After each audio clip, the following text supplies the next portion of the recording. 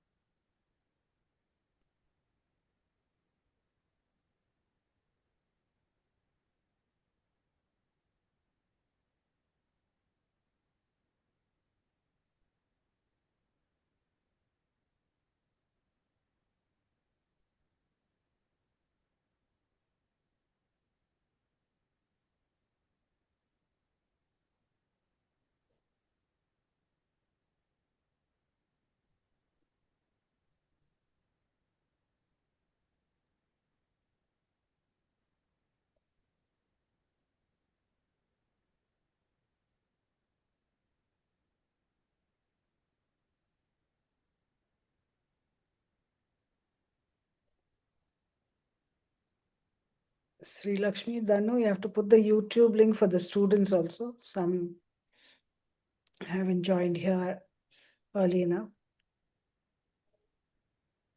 Okay, ma'am.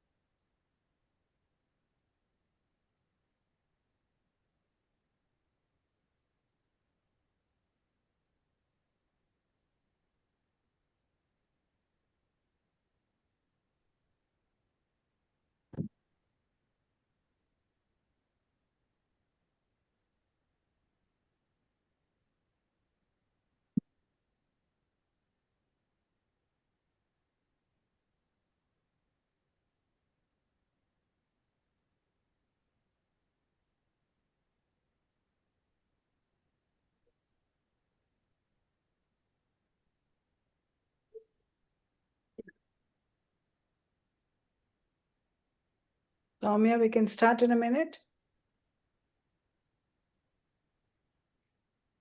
Yes, ma'am. I think we have the participants already joining in. YouTube.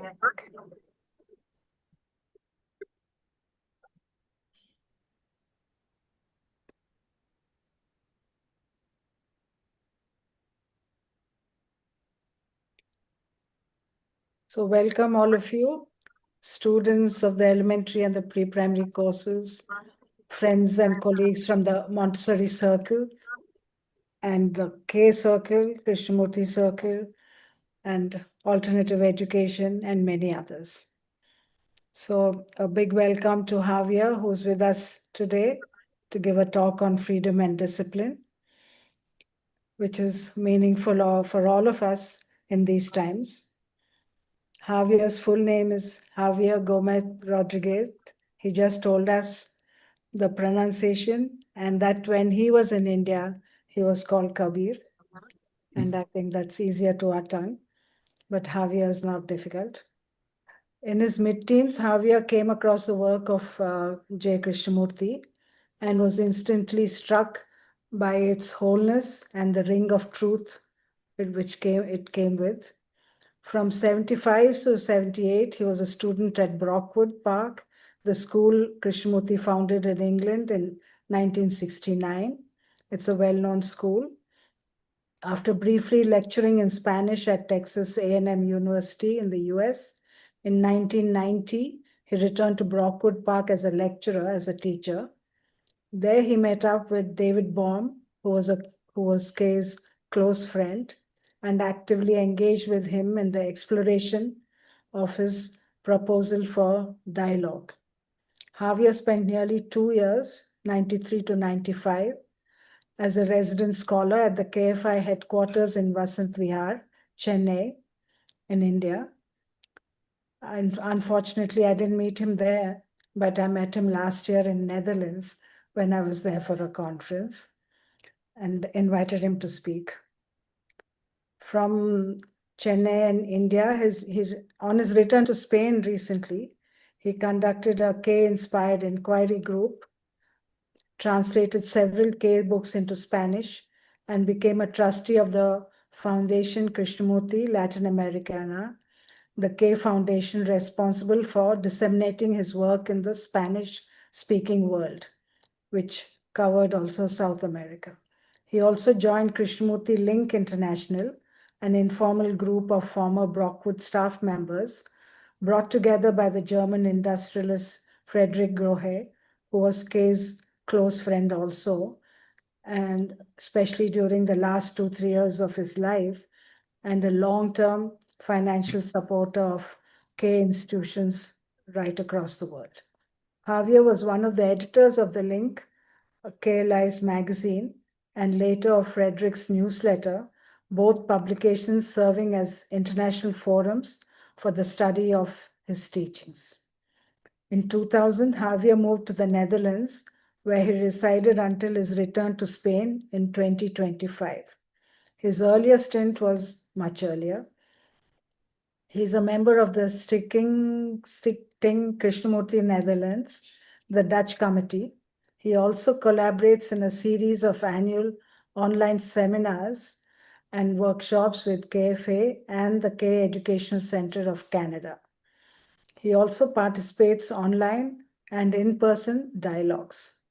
In 2016, he started giving a course offering a comprehensive study of K's life and teachings. And in the book, thebookofyourself.com, we'll put it on chat later. Javier is currently working on compiling a book on K's life and teachings based on his research for the course. For him, the teachings are universal in nature and a potential avenue of significant insight and fundamental change. As such, he feels they deserve the closest study as well as widest dissemination, for they are a veritable education for humankind. Welcome, Javier, and over to you. Thanks a lot. Thanks a lot. First of all, thanks a lot for the invitation, really. It's rather, I was going to say a privilege, really, to be able to talk with all of you and share in this inquiry into Krishnamurti's work and teachings. And I'm especially happy to do this for this group, as my affection and gratitude towards India and the Indian people is quite tremendous. I had 2 of the happiest years of my life in Chennai, at the headquarters of the Krishnamurti Foundation there.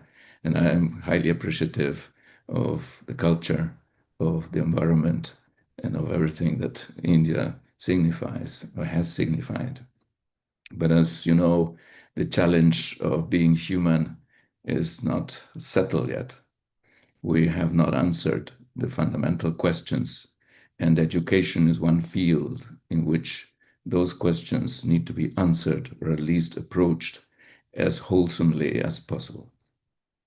Now, my engagement with Krishnamurti, as you just heard in that presentation, dates back from quite some time, goes back to my teenage years, and when I was really quite discontented with the environment. This is just to give you a little introduction to myself and my background. I hope it won't be long. But it's an engagement with education anyway.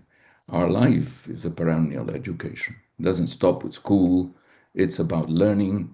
It's about finding our wholeness. That's what it is about. I think every one of us has that natural impulse. And one asks questions necessarily of that environment, of the way our culture imposes things on us, how things are not in order. I think every child pretty much has this perception. I don't know about you, but in my case, it was very strong. from the very beginning, the awareness that human life was not what it was supposed to be, that there was too much conflict, too much violence, too much authoritarianism, too much imposition, conflict and friction at every turn, that he made for fragmentation, not only outwardly, but also inwardly. Religion imposed its dogmatism, created a duality internally, and it created a duality externally. So there was a remarkable absence, if you like, of the quality of affection, the quality of intelligence, of the quality of sensitivity. Without these three, you're not going anywhere in terms of wholeness. Sensitivity, intelligence, and affection are the three key aspects of the wholeness of humanity because they touch on the senses, the heart, and the mind. They go even beyond that, but those three must be in harmony for a holistic education, and what we are all asking for in ourselves, and what we as teachers, as educators, are intended to bring about. That, at least, is Krishnamurti's perspective. And I think he's meeting, in that perspective, a fundamental human need, human quest. So it's not an invention. It's not a mystical imposition. It's something that comes from deep within. It's a profound human demand for wholeness. And that wholeness involves freedom. That wholeness involves responsibility, involves self-knowledge. So there, that is just a little sense of the fundamental issue that Krishnamurti tries to address and that we are all involved in. So I was questioning already my environment, and I was questioning myself, and I came across Krishnamurti's work, and that triggered a quest in that direction, because it seemed to me, indeed, that here was someone who had seen through this whole structure of human consciousness that is responsible for the thoroughgoing fragmentation and conflict that riddles our lives. Fundamentally, you can say that it is a question of self-ignorance, which is perpetuated by every culture, by every stream of thought, right? Every nation, every people, every race, they all perpetuate their own brand of ignorance, whereas it is intelligence, it is self-knowledge, which will bring about transformation. So I ended up at Brockwood as a student. I had that intent to meet Krishnamurti. I wanted to hear this man because he seemed to me he was a rare specimen. As far as I was concerned, mind you, I'm not going to make any propaganda. There's not a question of propaganda. I hope you will look up his work and will read it, and particularly since you are training to be teachers or you're educators, but it doesn't matter if this is not addressed specifically or in the main to a profession, because we are human beings first and educators second. So that we must always keep in mind, right? That of course we have to learn how to be educators. That's a very specific task, and it involves specific responsibilities. But we have an overall responsibility as human beings to be whole. Because we not only teach knowledge or give instructions, but we actually are teaching what we are. So it's a question of being, it's a question of relationship, not just a question of knowledge. It's easy to fall back on the default mode of transmitting knowledge. But we're talking about the quality of being, and therefore the quality of relationship, because if that is fragmented, then we are breaking down the wholeness of humanity. We are not being educators in Krishnamurti's sense. So that's the major, more profound, fundamental challenge that we have, not just as educators, but primarily as educators, because we choose to go in this direction. And therefore, we have an extraordinary function in society, in the world, but as human beings overall. I am a father, and therefore I'm also an educator. So all of us who are parents are also educators. But just being human beings in our relationship, we're all educating, because relationship is a mutual education. If there is learning, And that will be an important aspect of our discussion as we go on with this. So that was my thing. Went to Brockwood, there was K. And as far as I was concerned, he called himself K, you see. He didn't want to even call himself Krishnamurti because he wanted to reduce his own relevance or presence to a minimum. Because he said, I'm not important. What is important is what I'm saying. And what I'm saying is only important if it is true. And the truth of what I'm saying can only be verified by you. So it is also and then it is not my truth or anybody's truth. Truth does not belong to anyone. It's your truth. It's just truth. Does not belong to any culture. Doesn't come from the east to the west or goes from the west to the east or the north to the south. Has no direction. It is or it isn't. So that was a major, very important thing, to remove authority from the field of truth, from the field of spirituality.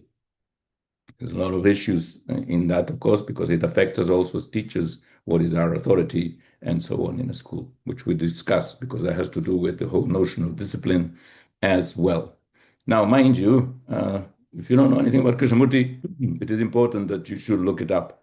If you're interested in education primarily, and since you are in India, you have the privilege as well of having a Krishnamurti Foundation in India there, and they have something like, I counted just yesterday, some 8 schools, eight Krishnamurti schools in India, north and south, east and west, more or less. I don't think there are many towards the west. But there are just two, for example, in Tamil Nadu. There's one in Chennai itself, and one further south. And then there's Rishi Valley in Andhra Pradesh, close to where Krishnamurti was born, in Madanapalli. There is Rajgat, Besant School in Varanasi, and so on. There's Sahyadri School in Pune, and there is then 3 Krishnamurti schools in Bangalore.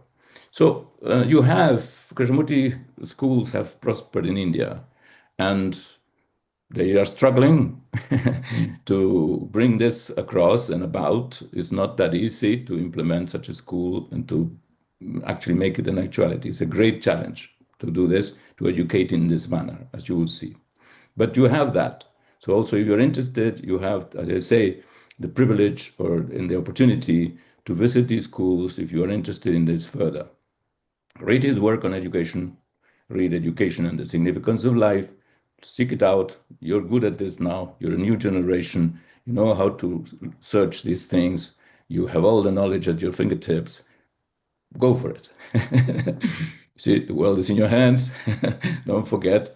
And Krishnamurti always said, teaching, education is the greatest profession in life. See? That's something that is not recognized, but for him is critical, and therefore you, your profession, mine as well as the teacher, is the greatest in the world, according to him, and the way he saw it. I think he was thinking of himself, perhaps, the great teacher, in the sense of we have the opportunity to look at the whole of this human situation, examine it in depth, and therefore bring about an education or contribute in the direction of bringing about a quality of wholeness altogether in humanity. A new humanity. We need a new humanity. We need a new society. We can't just go on. You see, this is what is happening in the world today. The breakdown of not just international relations or social relations, the social injustice, the fight between one country and another for resources, for ideologies, for territory. We are very primitive. Humanity is extremely primitive. So the context of education is not just my particular thing, in particular environment, but is the context of the world, because we are the world. That is a basic insight Krishnamurti brought across to each of us. That's why the distance between me and you is none. I'm in Europe, I'm there, and I speak Spanish occasionally. English, unfortunately, we speak English altogether. But you see, there's no distance, right? Because as human beings, all these labels of nationalism, of religion, of race, of skin color, and all that, they're just superficial differences brought about by circumstance. There's a universality to our being human, And that we must bear always in mind when dealing with the very specifics, naturally, that we are still operating, looking from that universality. We're talking as human beings to human beings, and then, of course, taking into account our peculiarities. We have to do that. Each of us has their own particular issues and hang-ups, glitches and qualities and virtues and capacities and creativity. So we have to take the variety within the general scope of what human consciousness, the universality of human consciousness, the universality of humanity. That, I think, is important because Krishnamurti's view of education is addressed to that human core, to that universality. Krishnamurti's intent was to bring about a whole and free and intelligent human being. So to bring about a whole, intelligent and free human being. Now, what does that mean? Yeah, right? But this is the essence of anybody who is engaging with education and any human being who's sensitive to the fact that we've been fragmented and continue to be fragmented socially, morally, intellectually, emotionally. So the question we face is this. The understanding of ourselves is at the core of all this. We have to understand this consciousness. It's me and it's not me. It's us. Because consciousness is structured along the same lines universally. Culture becomes a veneer of difference on the surface. But scratch the surface and we find the same exact patterns of desire, of fear, of aggression, of becoming, self-importance, subservience, domination, violence. You find the same, exactly the same thing. And we have to address that if we want to bring a different world and bring about a humanity that is truly free. See, freedom, maybe I'll get into the subject. See, freedom for Krishnamurti is very central, right? I think that when we hear the word, it's not the title for this presentation, freedom and discipline, we, of course, as educators, think of the classroom. Right? So because there is where it all plays out. When I first started, being a teacher, and I was put in front of a class of 7 and 8-year-olds, they ran over me like you wouldn't believe. I think you were 20 or something. I didn't know what to do. I really didn't know. You think, did you enter into a classroom and the kids just behave and they listen to the teacher? You see, this was also the West, right, where there's much less respect generally for older people and for authorities of any kind, right? In my days, we were all taught to be respectful of authority.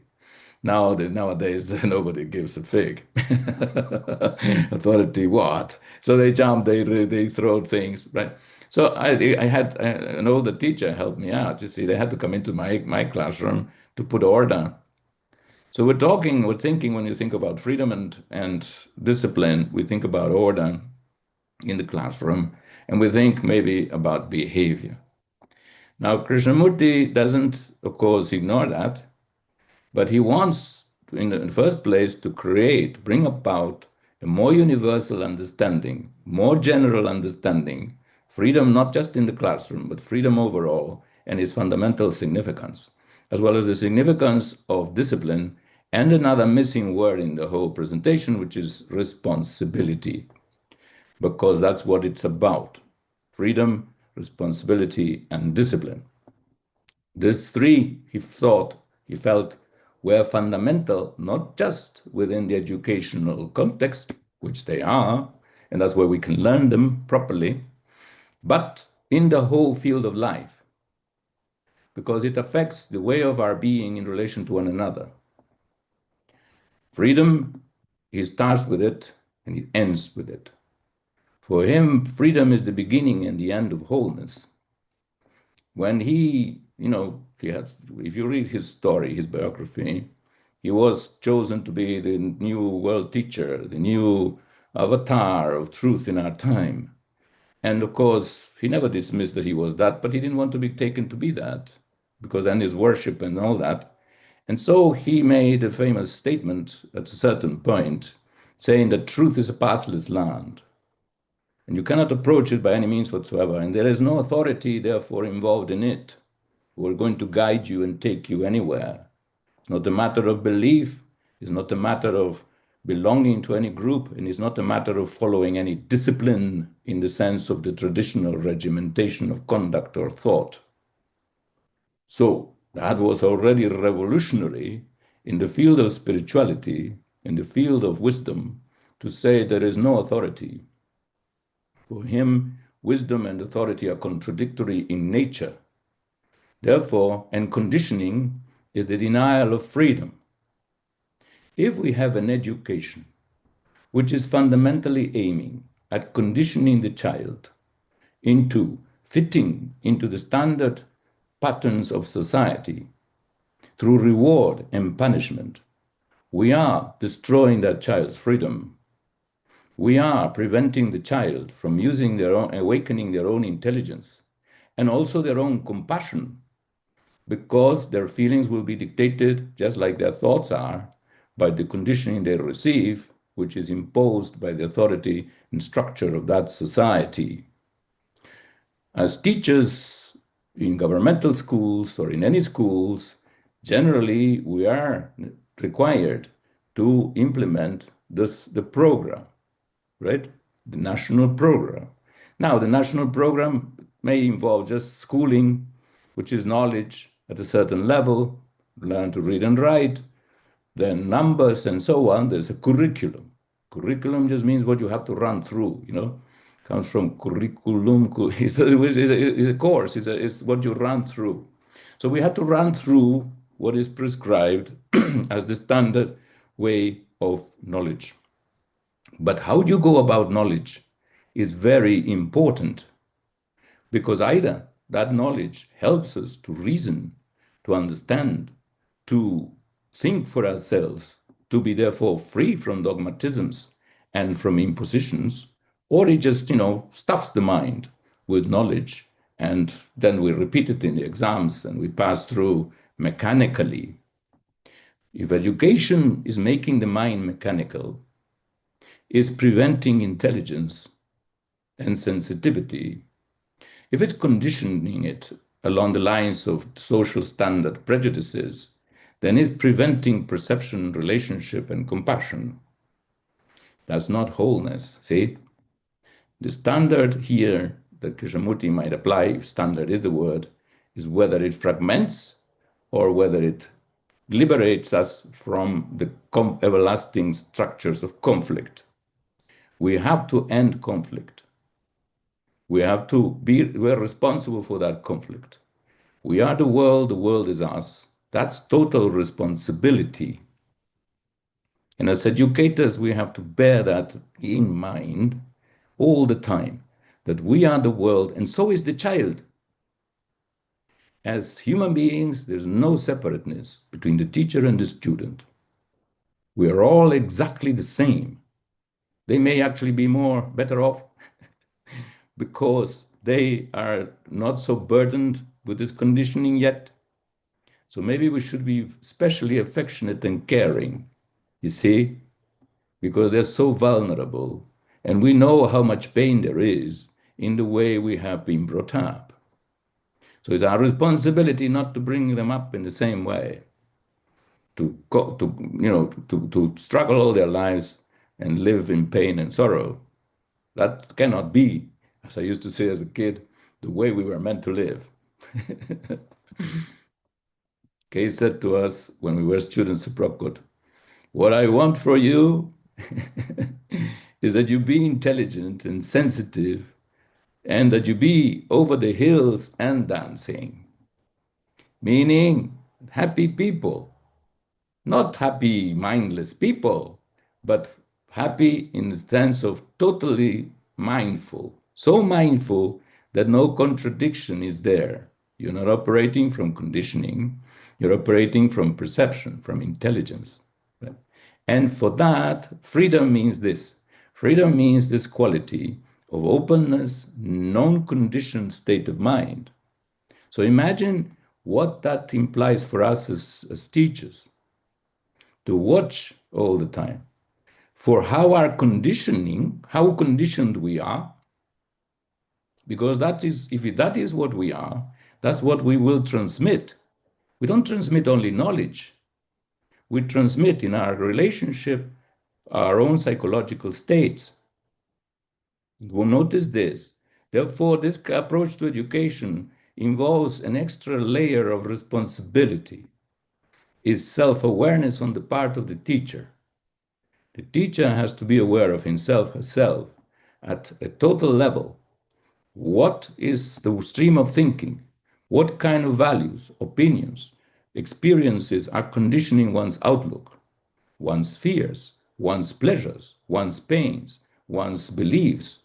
The whole thing must be examined and questioned and observed patiently, kindly, as best we can. Because otherwise, that's what we will be transmitting to the child, whether we like it or not. As you know, the mind doesn't only operate on a conscious, superficial level, verbal level. It's deeper than that, and it absorbs much more from the environment. You know this very well. The child, if you're sad and you come to the classroom, the children know it. If you're in an angry state, they know it before you even open your mouth. You don't have to say anything.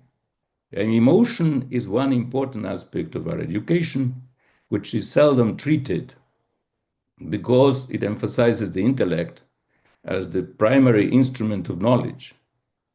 But it skips self-knowledge, and therefore it undermines the general integrity of the individual as well as society, because it emphasizes one part over the rest. Whereas emotion is controlling thought. And thought, of course, is creating emotions of its own on the basis of its own projections. We have to be aware of the movement of thought and emotion and sensation in us and how conditioned we are.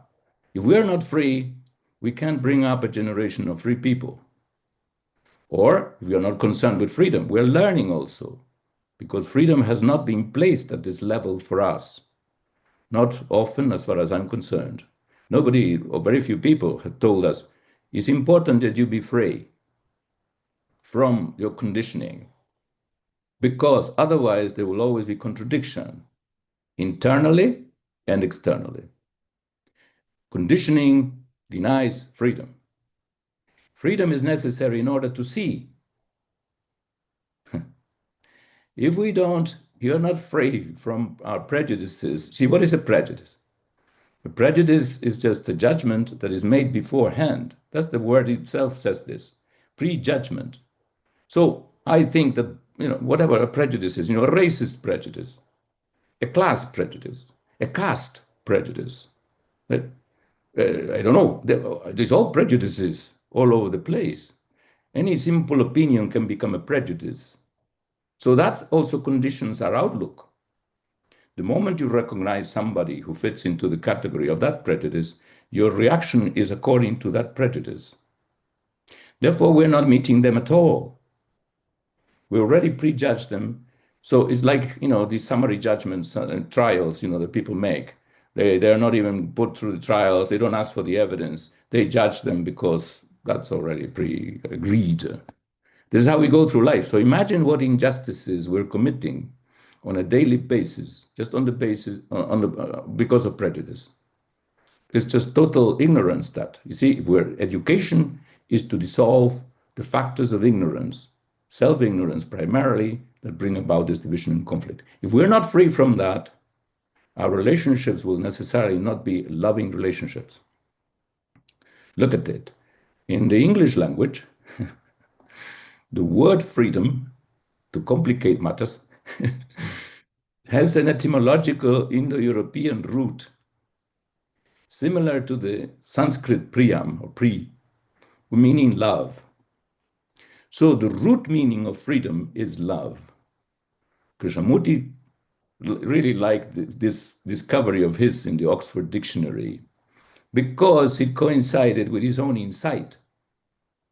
Freedom is love because it's the emptiness of prejudice, the emptiness of self, which allows us to enter into direct relationship and really have a sense of care for anyone.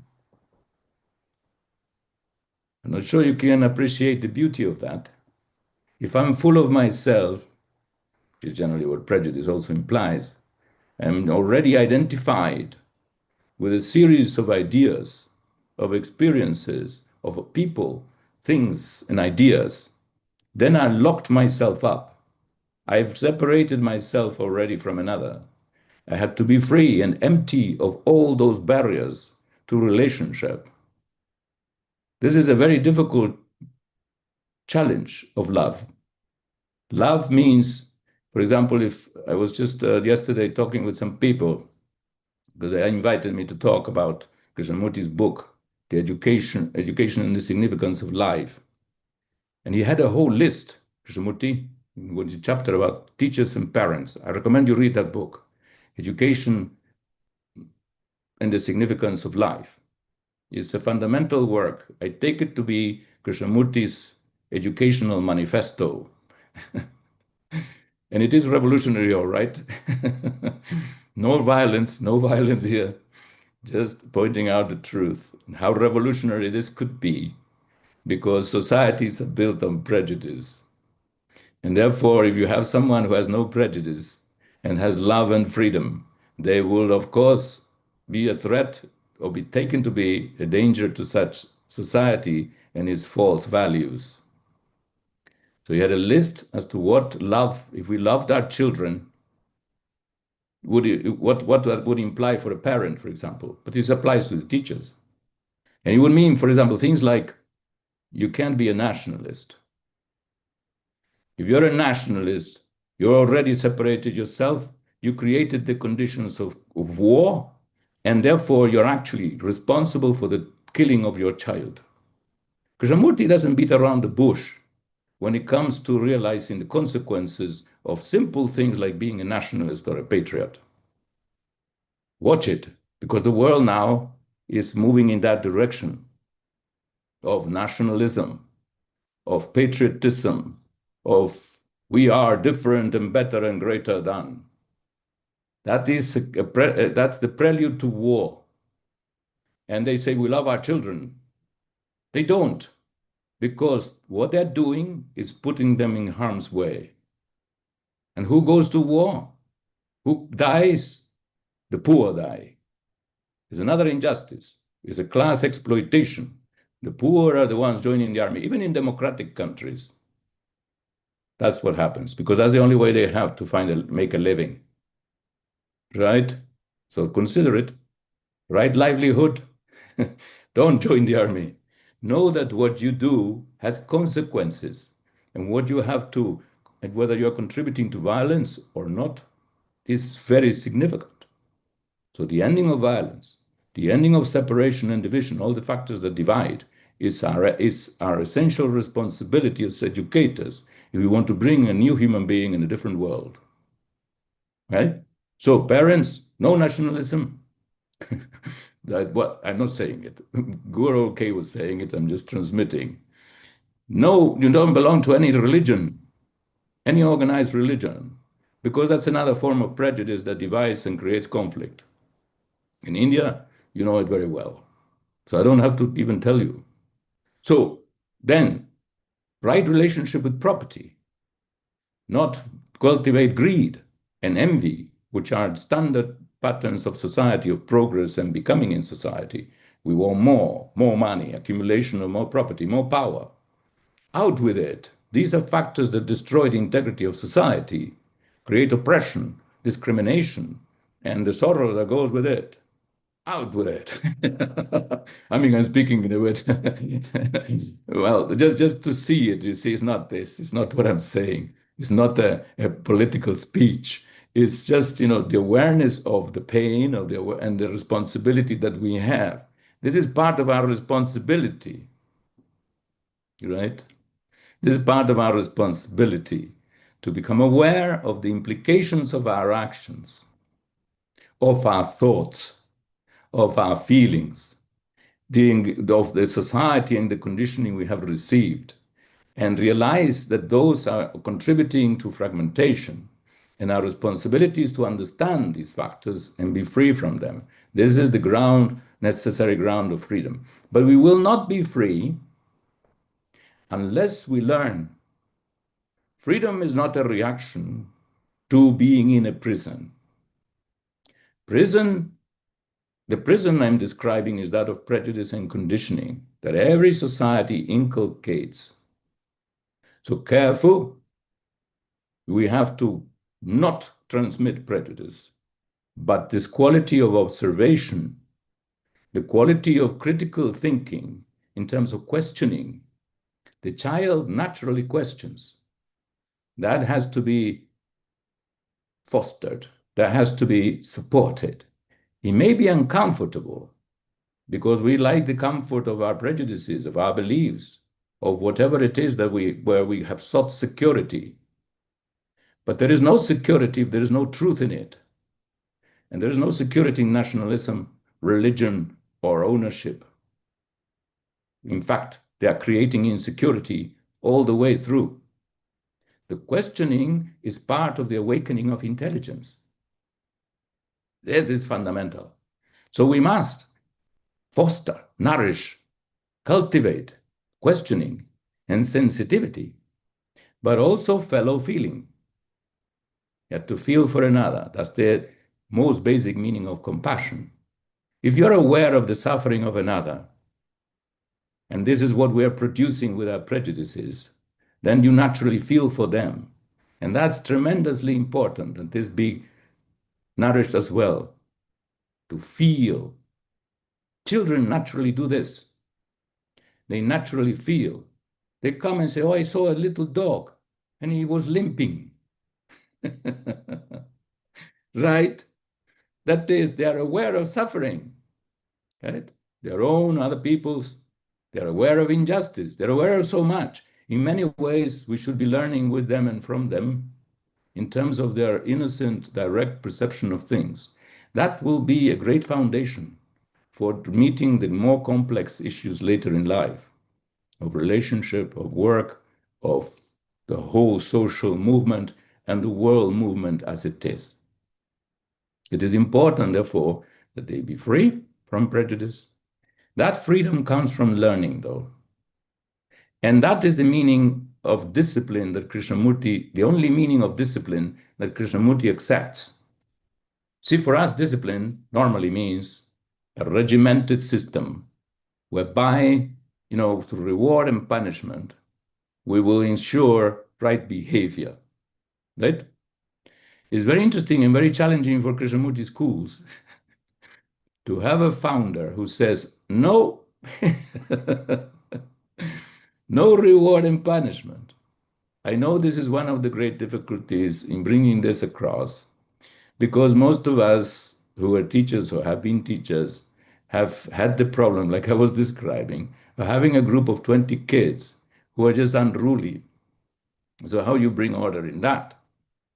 Now, I'm reminded, since you are doing Montessori, of a very beautiful anecdotal thing that she tells in one of her books. I read very little of hers, by the way. I must confess my ignorance. But one thing impressed me a lot. When Maria Montessori, if you know about her, I hope you do too. Great, great educator. You see, and they wanted to bring about a different quality of education, not the rote, impositional, industrialized system of education, valuing the individual in their integrity, their uniqueness, and their wholeness. And as I recall, when she was having the first Casa dei Bambini, the baby's houses, he was helping the workers who couldn't look after their own children. You see what society does. It forces us to work and we have to abandon our own kids. See? So she was helping out in this working class environment to help to bring up their kids. And the kids were all over the place, jumping around and so on. She was learning. She was trying to learn, what does it mean not to impose order and let order arise naturally from the kids themselves and in relation with them, you see? Because the kids are not insensitive. They're highly sensitive. And one day, one of the mothers, the working mothers, had left her with a baby. She couldn't And the mother couldn't take the baby to work, of course. So he said, what do you, no, in Italy, we do, or in the Latin countries, you do this. You will teach her how you handle your baby. So he brought her the baby, and Maria Montessori, the baby was asleep. It was very quiet. And the kids were all over, all over. And then she apparently said, if I remember it correctly, I wish you could be as quiet as this kid, as this baby. And instantly, boom, everybody was absolutely quiet. That's probably the beginning of that quiet exercise within the Montessori system. Kids respond to right indications. They can be quiet. They can be extremely orderly. And they can learn by themselves. They learn to read because the walls were plastered with newspapers. And they went there and they looked and they were doing the word, the letters and so on. And then everybody just learned almost by themselves. Look how beautiful that is. That is freedom, right? And freedom goes with, when freedom goes with learning, and there is order also. And that's spontaneous, not imposed, not fearful order, not imposed order, which creates contradictions. But to learn together, to bring about this order, which we are naturally predisposed to. We think we're predisposed to disorder. I don't think so. We may be predisposed to freedom, and that may go over the boundaries of our so-called order. If you notice, when I had my kids, they would never walk straight on the road or on the path. They always skipped to the side, and if there was a little wall, they walked on the wall. And you said, "Oh, come down the wall, you're good for." No. This is the way. You see, we grow up to be narrow-minded and narrow-roaded. We have a narrow path, and we don't no longer look to the right or to the left. We're limiting ourselves tremendously by our so-called order. Order without freedom is not order. See? Because order comes from learning, and learning needs freedom. And freedom is discipline. The word discipline means that. Krishnamurti looks at the word discipline, again in the dictionary. He loved to do this, to look up words in the dictionary and find out their etymological or ground meaning. The meaning of discipline, as he discovered, comes from disciple, which is one who learns. This was the only meaning he would accept of the word discipline, is to learn. When there is learning, there is discipline. The kids were learning about silence, and they were disciplined about it. There was no imposition of discipline from outside. Be quiet. No, they were quiet. Right? And then, of course, they understood that that was significant, right? So then they said, all right, we do this. The Krishnamurti School at Brockwood Park, we did the same. We started the day with 10 minutes of silence, the whole school. Teachers and students sat in the assembly hall in silence for 10 to 15 minutes every morning. That was the beginning of the day. Why? Because this could bring the mind already into a state of receptivity, of awareness, of sensitivity, which is the primary thing we need to learn. This is the fundamental discipline, is the awareness and sensitivity to everything. This learning, this awareness and sensitivity is the ground of responsibility. Responsibility means respond to something. We cannot respond adequately to something unless we see it as it is and we feel it for what it is. So this awareness becomes the ground of responsibility. And that is what frees us from conflict, and therefore from our conditioning, because the conditioning is that which does not respond adequately at all to what is. You see the circle? Learning is sensitivity, awareness. That's the meaning of discipline. That discipline is the ground of responsibility. That responsibility is acting correctly, adequately to meet the challenges of life which is not just in school, is in life as a whole, adequately. And that is freedom. Freedom from conditioning. Freedom from conflict. It begins with freedom and ends with freedom. For Krishnamurti, the first and last freedom was the freedom to see.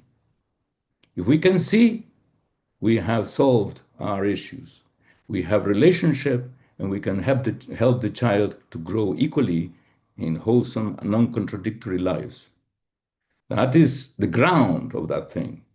The classroom, I am not skipping it because you know very well, as teachers that you are or you will be, that that will be the testing ground. I can't give you a recipe because this is also means one has to be very awake to the situation. In a way, when one may have a system, and systems may help. And unfortunately, we have very large numbers of kids in the classrooms. And therefore, it is difficult to have a one-to-one sense of connection. On top of it, our normal educational system does not address these things together. The teachers and the students don't sit around and talk about, how they are relating to each other or how they are behaving. They don't engage even in a dialogue about it. They just accept that this is how things are done and carry on. So the mind is also left without understanding. We need to create a sense of understanding in our classrooms. We have to change the educational system, therefore, or have a different one, right? In order to say, no, you're not a cog in the machine. What the educational system is telling everybody is that we're all cogs in the machine, the social machine. But you can see the social machine has a lot of glitches in it. So what does it mean to become a cog? You're just adding to the disorder. Even though that may help one to survive, careful with survival. It's not a question of, Krishnamurti says, making a living is not living. This is about living, not making a living, though we have to make a living, unfortunately. Right? So we have to consider the fundamental responsibility we have is to ourselves be free from prejudice. That's what allows us to see things as they are. That sensitivity is learning. That learning is discipline. And that directness of perception is what allows us to be responsible in the world. This is at the core of Krishnamurti's educational approach, and this is at the core of what he means for us, things significant, essential for us as human beings to bear in mind throughout our lives. So you can see, holistic education doesn't stop in the classroom, takes the classroom in its stride. The classroom is a microcosm of our whole existence and of the world itself. So I can only feel for you. As educators, you have a tremendous challenge ahead or already present. And as parents, we always have it. And we have to join in terms of looking and learning also about this together on a daily basis as life presents us with new challenges. To be able to meet those is the meaning of intelligence, is the meaning of responsibility and discipline. So, all right, I gave you a big spiel there. So we can answer some questions, maybe.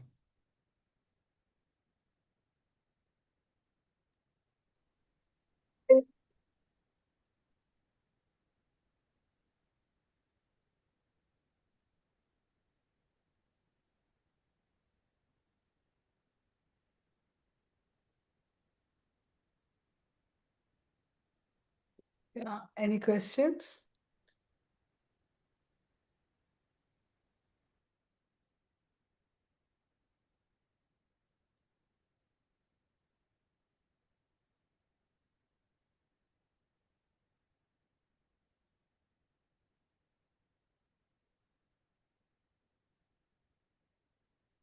A lot to digest, but any questions?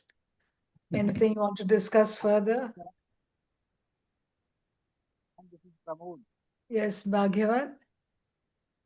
Yes, ma'am. I have a question, ma'am, Can you about raise your hand so that you will be spotlighted? yes, ma'am. I have raised my hand. Am I audible, ma'am?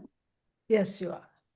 Yes, ma'am. So the question is about the curriculum, ma'am, because it was a very good session on the freedom and the Yeah. discipline, and it's lots to know about consciousness of the humans also, and it's nice to hear about it because same things are going in my mind also.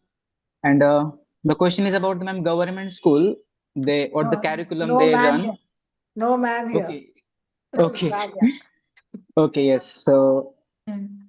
so the government schools they are running a curriculum which is a national curriculum which they are following in a school. So my question is about considering the wholeness of a child, what curriculum we need to follow, or should we have to create one curriculum such that for our particular school that we are running? How can we make it, ma'am, sir? Yeah. Yeah, that's a big question, you see, because the system has its own standards, established pattern, and it classifies people according to whether they can meet these demands or not. And I think in the process, it really does a lot of damage because people have their own pace of learning. That you know very well. Montessori accepts this. The kids have their own pace of learning. The slow of today can be the fast of tomorrow. Einstein could not speak until he was 5 or something. And that non-verbal quality, I think, helped his intelligence enormously. Krishnamurti could not retain any knowledge, so he was caned at school because he was an idiot. Well, look what an idiot he turned out to be. So you see, the curriculum is itself no guarantee of intelligence or wholeness. And it may be actually violating the natural order of things or even the deeper implications of the mind, which is not addressing a genius like Einstein or another genius like Krishnamurti in different fields. Well, I call him a genius. He wouldn't like to say that because a genius is still specific. He didn't think he was of any particular discipline. So should we create a different curriculum? Maybe. I'm very hesitant. You know, this is a very good question. And that is obviously going to be the fact that you're asking it is inviting your own creativity, right? To say, because I also feel that the subjects are too fragmented. You do this here, and then you do that there, and you do that over there. And it's like more of the fragment. So what makes for wholeness, right? What makes for wholeness in the curriculum? So either you have having a whole curriculum nowadays is almost impossible, right? Except that you may have in the field of self-knowledge. See, self-knowledge is nowhere in the curriculum. To me, the fundamental difference would be in putting self-knowledge at the center of it. The curriculum, unfortunately, may have to go the way it is, but even then, how one teaches knowledge goes into it is fundamental. See, when I was growing up in Spain, the system was very standard. You went to school, you learned by rote, you then passed your exam, and then you got your degree, right? But they scared the heck out of me almost. I was almost afraid to study any further. I lost my interest in studying because of the fear of exams. There was always this fear. So they made me fearful. Now, fear denies intelligence to begin with. So if we create fear and condition, you see, we're conditioning in other ways. It's not just knowledge that we're imparting, see? We're teaching fear. But I got to Brockwood, and there was no such thing there. There, first I refused to take exams anyway, because I rejected the whole thing. But anyway, that was my decision, a risky decision. But there it was. See, I took exams later, but I was no longer afraid. The reason is that the Brockwood, I don't know oh, sorry, it's my thing. I thought it was somebody else. It was my thing, sorry. Brockwood appeal to our own sensitivity, to our own understanding of the subject, asked us questions. They didn't just give us the answers ready-made. If we read Shakespeare, we questioned Shakespeare. We appreciated the sentences, the meaning of it. And I discovered that actually I didn't have to be second-hand. I came up with insights about Shakespeare that I had never heard anybody have, and that, as far as I know, they are as valid as the Oxford scholar at 17. Because we have that intelligence, we have that sensitivity. So the way we teach may be more important than what we teach or what we address. So that's another important factor. We may be able to move past the curriculum in the sense by appealing to the real purpose of education, which is to discover, to develop this quality of sensitivity, of insight, of the individual. That's what will make us, able to meet the challenges in life, our sensitivity, our intelligence, our quality of care and affection. And that can be done. I mean, literature maybe is easier to do than mathematics, but even mathematics can be done the same way. You see, because it appeals to a quality of intelligence, the understanding of, I love geometry, for example, because it is communicating a sense of order, that the mind is capable of order. Most of our minds are in disorder. You do geometry and it's incredible high degree of order that thought itself can create. Whereas most of the time, thought is creating disorder. So it poses lots of questions about what order means. Are you capable of having mental order? Are you capable of perceiving the meaning of something somebody's communicating? Are you awake to the implications of life? So curriculum, yes, we had to be careful. When I was growing up, we had a subject, compulsory subject of religion. And unfortunately, that wasn't religion.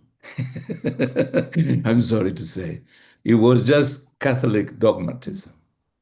And you couldn't question it. Now, why would you have a subject in a school that you cannot question? Questioning is the beginning of intelligence. If you deny questioning, you are denying intelligence and therefore the purpose of education. So religion, if it is to be religion, which is for intent to wholeness, right? They are denying wholeness by denying questioning because they deny intelligence. So that I was such a rebel. They nearly gave me. They didn't want to give me a pass. But fortunately, I had a good counselor, and he went and talked to the priest and said, oh, "Please, don't, you cannot ruin this guy's life." So he remembered that Christ was love, and so he gave me a 5. You see, the dogmatism that had to be changed. That had to be taken out. If you're going to have a religion, I love religion, but it has to be taken in this universal full scope of the meaning of it, not dogmatism of a particularly entrenched tradition. That's not religion. Religion is much broader, right? And Krishnamurti intended his education to be essentially religious in the sense that it aims at the whole and wholeness of life and of human beings, not to break them down again according to prejudice. See? It's really case brilliant that way of pointing out the flaws in what we attempt in the name of wholeness. It's not wholeness, it's not goodness. So that's important to exercise all the time, that intelligence in whatever we do, government curriculum or going shopping. All right, sorry, I'd go a little long about this. And also Thank the you, sir. Thank you. sacredness of it, I think. I think he also looked at the sacredness of Yeah, the humanity and religion also. That yeah. brings us to the other question, Javier, you just brought it up also. Sindhuja asks about, did Kay elaborate on how to bring order? You bring about. He did somewhat. He did somewhat. Krishnamurti was not prescriptive.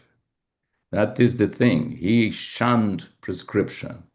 He felt that made the mind mechanical. So that was his thing. I mean, he takes enormous risks that way. But hey, The call Krishnamurti makes is if you're going to live dangerously. That doesn't mean jump off every bridge you meet, but the sense of life itself is unpredictable. It will face us always with something new. If you come with the past as expectation and requirement and imposition, we will have already potentially a contradiction in our way of life. So watch out for that. Not that system is not maybe relevant in some regards. I'm sure that you will be taught in school ways to bring order. So I trust that they are doing that in a wholesome manner, that they'll teach you, there are ways, there are techniques, and please just, learn them and so on. Krishnamurti wasn't for technique. He was speaking at this other level. That's why he was even often critiqued for being not so practical.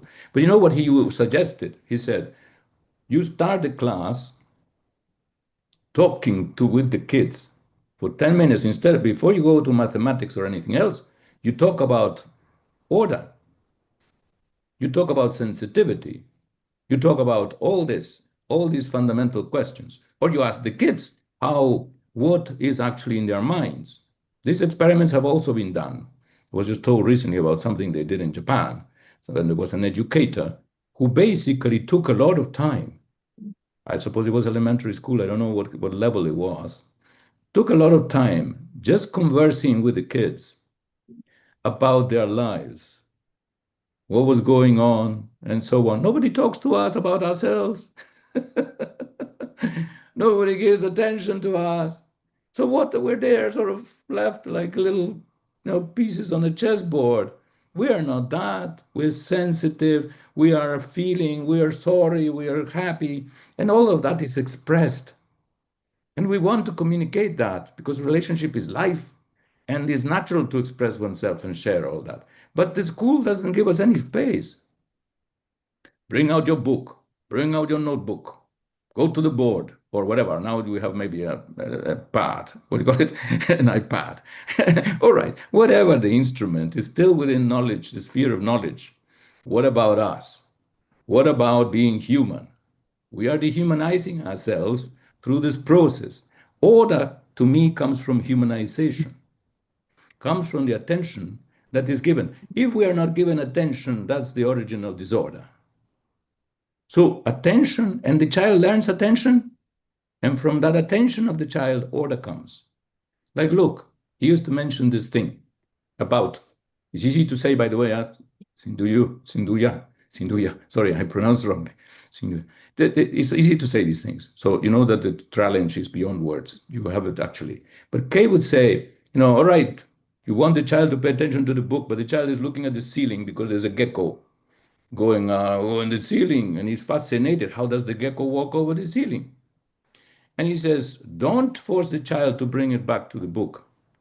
You go with the child, oh, there's a gecko in the ceiling, stuck to the ceiling. How does it get stuck to the ceiling? So you go and find out. You go with the child in an observation of the gecko. Now, you imagine doing this. You go to and you observe the gecko. I don't know, you may even catch the gecko to see how does it manage to stick its paws to the ceiling, because you would like to do that too one day. You're a child. You will want to walk over the ceiling. See, as grown-ups, we forgot that we also want to walk over the ceiling like a gecko. But you have that imagination. I said, I'd love to walk over the ceiling. So you find out how to do that. And they're studying the geckos these days, the scientists, to find out how to stick to the wall. So you're helping the child. This is what he says. You're helping the child to be attentive, to learn. This is learning, is attention, not concentration. You see, we think that order is concentration. He says, no, order is attention. And attention is to whatever is. When the child is given that freedom to observe widely, then they will be able to concentrate. If they're forced to concentrate, they will miss out on attention and they will be in a conflict with themselves. What you want to do, that's disorder, see? You want to avoid that disorder by emphasizing attention versus concentration. The concentration comes when they are attentive. but they are not attentive if you force them to concentrate, and that becomes disorder. See, it's very subtle, but it's actual. It's actual because this will happen. The fly, the fly will come along and they will look at the fly. Well, look at the fly.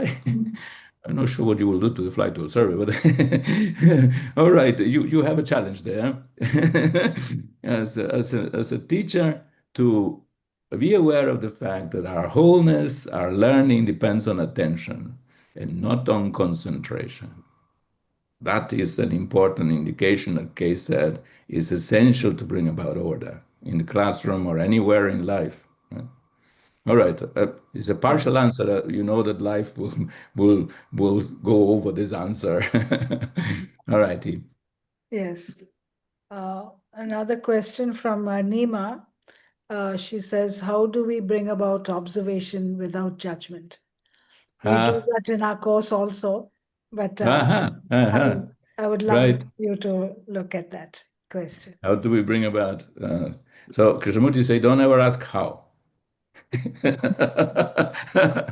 He was a very tough master. Meaning, don't ask for a system. Because the system itself prevents observation. So first, be aware. Are you aware that you're judging while you're observing? If you are, then you already know that that judgment is interfering with the observation and is naturally suspended. So the key to observing without judgment is to be aware of judgment. If one is aware of judgment, then one already has the key to removing it from the observation, because one realizes that it's interfering. Some people are not even aware that it's interfering. So it's a question of sensitivity again, right? If I mentioned prejudice, which is a very good way to approach this, that the moment there is a prejudice, then the seeing is biased. If one is not aware of the prejudice, then there is nothing to be done. You will act automatically. Prejudice is a reflex, it's a conditioning. You will just act automatically. Therefore, you're not going to do anything about it to stop it. The only way to stop it, to observe without prejudice, is to be aware of prejudice and what it does in observation. Right? So one has to question oneself, what was I missing there? Was I judging? Why was I judging? What is this judgment coming from? One has to question oneself. But above all is that, if you're aware that you already look with these prejudices, with these judgments, then the awareness of judgment is questions it, right? Because it's distorting perception. If I judge you with a prejudice or whatever, then I'm not in contact with you. I have to keep looking. I have to be observant. This is the key. Right?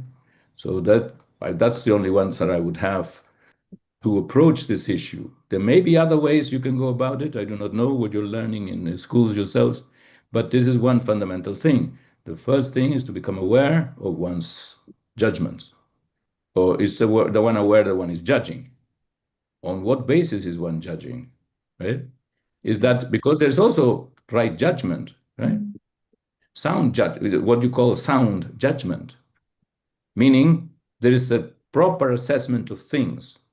It's not a judgment in that regard. It's not a critique. It's not a judging in terms of measuring against some standard, right? It is simply saying there's sound judgment, like that is dangerous, or that dog, he bit several people. So there's sound judgment about, hey, keep away, beware of dog. So there is sound judgment. So judgment per se is not necessarily negative, because it can be accurate. That is the how you say, the assessment, mental assessment of the significance of something. If that is called judgment, then that can also be accurate. What we're talking about is the unsound kind of judgment, the judgment that distorts perception and therefore leads us to irresponsible action, right? Is we're not learning. The moment this, that's why I call it prejudice, the prejudgment, see? And I think that fits actually in your question, actually, is a prejudgment, and a judgment that's made before I observe even. See, and therefore it prevents the actual observation. That's the dangerous one. So we have to be aware of this dangerous prejudgment that we bring to bear on our reality. If you do that, if one is aware of those prejudgments, which means identification with an idea, with a belief, with an experience, the remembrance of something that is so important that it overrides our sensitivity, then we have already the beginning of the end of that movement. So it means learning about it. Not to repress it or to suppress it. It means to learn about it and to perceive it. Perception of what is true and what is false is what liberates us from these movements. Yeah. Okay. There's, can we bring in here a little bit? I mean, Krishnamurti also went into Buddhist practices, and there too they highlighted observation and how to perceive and how to see. Would you like to little bit talk about that and his engagement with that? To perceive, how to perceive. There's a lot to that. Actually, as you raised the question, if I were to make a presentation on Krishnamurti education overall, this was a bit brief and we had a particular subject, so I skipped an enormous amount of things, naturally. Krishnamurti put at the core of his educational approach what he called the art of living. And that meant 4 other arts. I used to paint it as a kind of little building with it called the art of living, and then it has 4 pillars. And the pillars of the art of living are the art of seeing, the art of listening, the art of questioning, and the art of learning. They're all arts. 4 fundamental arts making up what he called the greatest art of all, which is the art of living. The art of seeing, the art of listening, the art of questioning, and the art of learning. So that is all about seeing, that's all about perceiving, but it's also about questioning. See, we put a lot of emphasis on questioning because that also awakens intelligence, throws doubt into what we're doing. The perception of contradiction naturally awakens questioning. Right? So that's part of our intelligence of awakening of the mind to its wholeness. Right? The mind is asleep. It sleeps in its conclusions. It sleeps in its identifications. It closes itself from life that way in the search for security, but it finds none because the separateness itself endangers its security, creates conflict. Krishnamurti's law, where there is division, there must be conflict. And therefore, this is a dangerous thing. So now, how does he go about it? You see, I just mentioned the example of the gecko. Now, he emphasized a lot of look around you. Be aware of nature. There are nature, of the trees. He loved nature, so he also wanted his schools to be nature. For that reason, nature is a great display of creation in itself and is not man-made. And there's beauty in it. See, beauty is such an essential quality of wholeness. Right? Like goodness and truth, they really are the real trinity of wholeness. Right? But so be aware of the plants, of the trees, the birds, listen to the birds, so listening, seeing, watch everything, watch your parents. That's very difficult. Or maybe not, depends on what relationship you have with them, you see. Watch everything, watch yourself, how you walk, how you talk, how you dress, how you behave. Why do you behave that way, right? Learn, find out what it's all about. Watch the rich in their big cars. Watch the poor sleeping under a sackcloth on the sidewalk. Watch what is happening everywhere. The corruption, the beauty, the joy, the virtue, the disorder, the dirt, and the cleanliness, the luxury and the misery, the pain, the sorrow, the whole thing, meaning be open to the whole of life. Don't start with discrimination or identification. This life is a whole movement. There's a book of his, of a set of letters to the schools. I think it's just been republished by KFI. I recommend it as well. It's been published as Letters to the Schools. And the subtitle is the whole movement of life is learning. This is what Krishnamurti really tried to convey to everyone. He said, the whole movement is learning. If you are learning, you are alive. When you stop learning, you are dead. I think we know this. As we grow older, our minds become stagnant, become a repetitive pattern of ready-made concepts, prejudices, experiences, and habits of mind. We become mechanical. We stop learning. And when you stop learning, life has ceased for you. Because life keeps moving. Life is creative per se. And if one is mechanical, that's why we cannot educate for mechanicalness, right? But for life. And he always talked about, I remember he brought this example as, there was a great painter in Spain called Goya. That, of course, impacted me directly because I was a student of art and of history of art, and I was Spanish. So I said, oh, there was somebody. So Goya was a great artist in the 19th century. He was really a tremendous artist, perhaps the greatest artist in the 19th century in Europe, painter. And when he was very old, he made a little drawing, supposedly a self-portrait, of this very old guy, very old man with a little thing, long hair, his two little beady eyes and his beard, and two sticks, not just one, two sticks, And at the bottom he wrote, I am still learning. And he says, that's the way to live.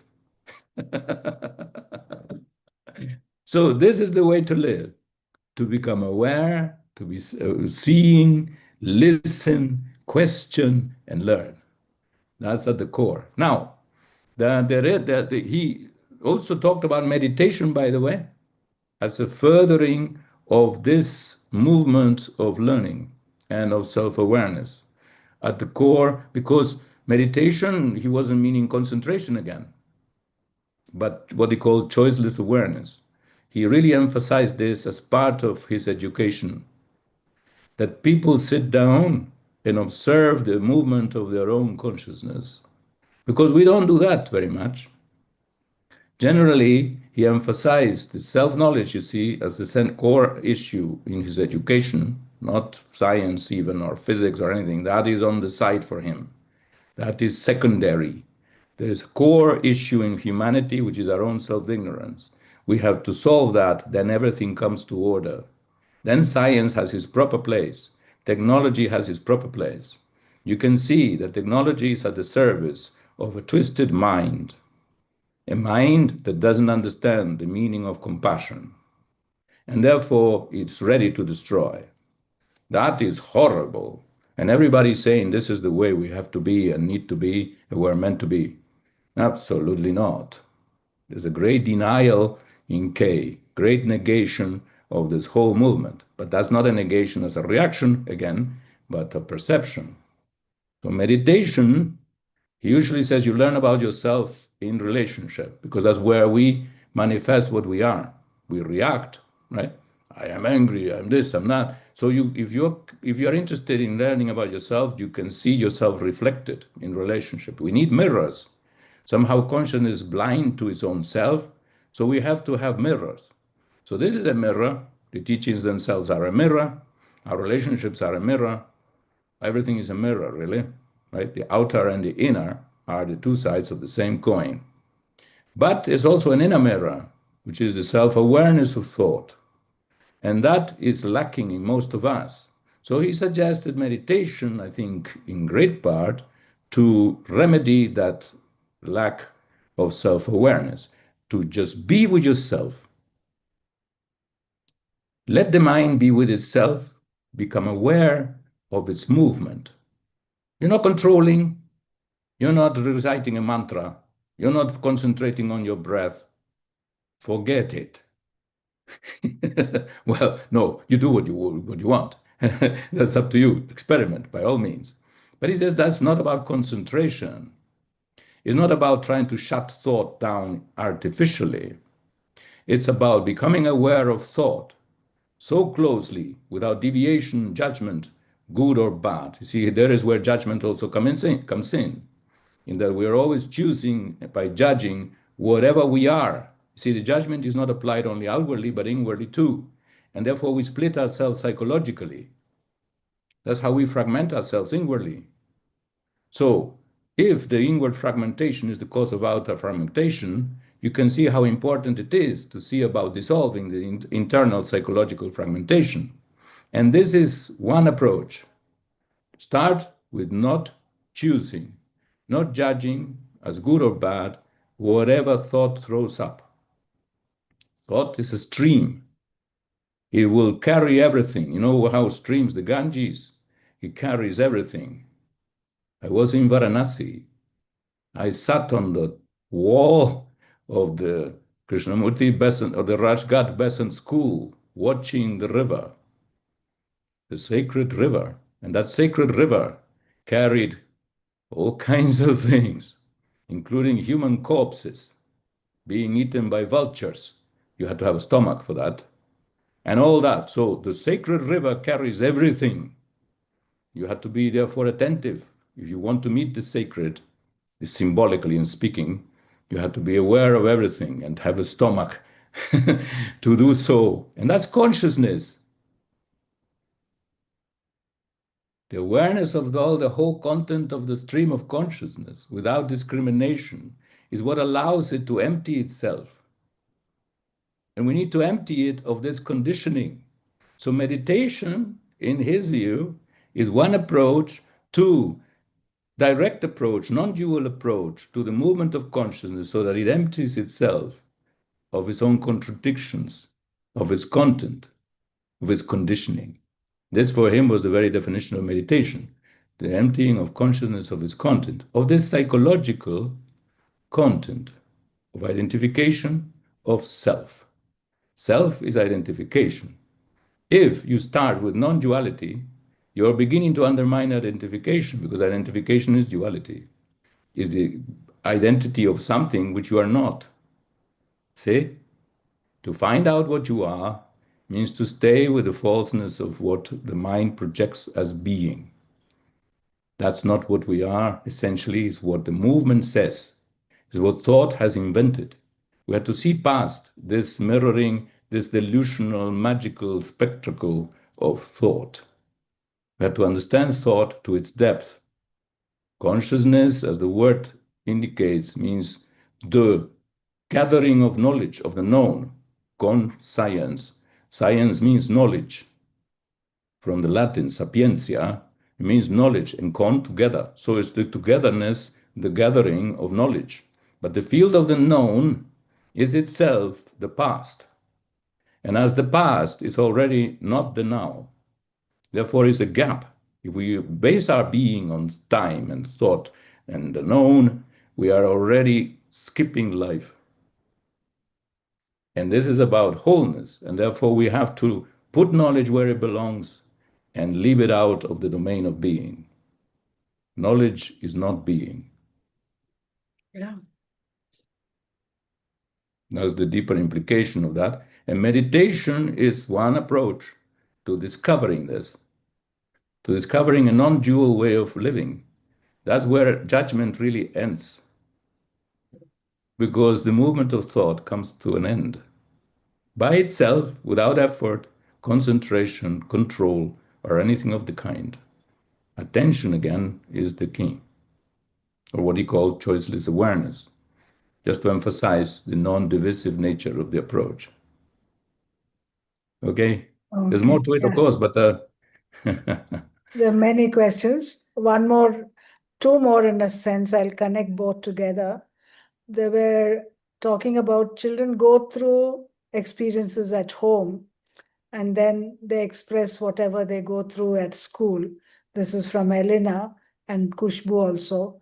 How to be a mother or a parent to a child and to stop measuring learning and intelligence, and the home environment, how it influences the child, and what we can do about it. That's right. That's right. No, home is where it all begins. How important that is. I mean, I wish that we as parents really understood that how totally important, how immense our responsibility is. If each of us is the embodiment of the whole of humanity, if humanity is the creature that actually is capable, able, implicitly has the potential to embody the sacred, we have a total responsibility, right, as humanity, because we're bringing a new life into the world, and it's not ours. It is and it isn't. It is ours. They will look like us to begin with. So you can know that they are your kids. Fine, it's the reproduction factor of biology. But there is an inner spiritual dimension that we have to take into account, and our conduct matters. Children will adjust to us. They will copy us. They will take on our manners, our reactions, and so on. They will actually become a mirror of us if we care to look. And if we are aware of ourselves, then we have to really watch ourselves tremendously. I was saying earlier about this list of things that Krishnamurti said.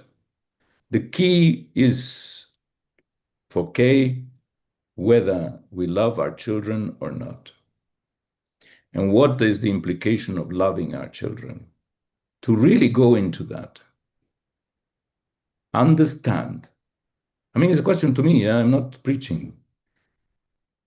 We have to understand, what does it mean to love? A child, or anybody anyway, what does it mean to love? Because that is the key to bringing up a child wholesomely.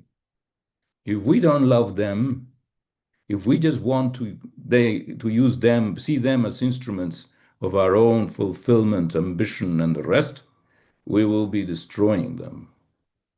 If we fit into the divisive structures of society and its destructive values of ambition, greed, prejudice, bigotry, nationalism, religious bias, and class distinction and caste and all the rest, we will be destroying that child. We have to consider the meaning of love to its depth. What are they eating? Right? Luckily in India you have a good tradition, and tradition sometimes is good. Okay, you have these questions in terms of respect for life, and I really appreciate that a lot, right? You feed the crows. Excellent. I love that. Compassion is in action on a daily basis. They live with us. We value their lives. We are all life, and life is sacred. For the love of Krishna or whatever. We're going to say Jesus because that's what the God over here. That doesn't matter. The feeling of it, the real compassion. And if one has that for the child, I think one will be quick to detect one's own inadequate responses, the limitations of one's conditioning, the, how you say, destructive nature of one's reactions towards that child. Hasn't it happened to all of us? That we have suddenly realized that our reaction was hurting the child.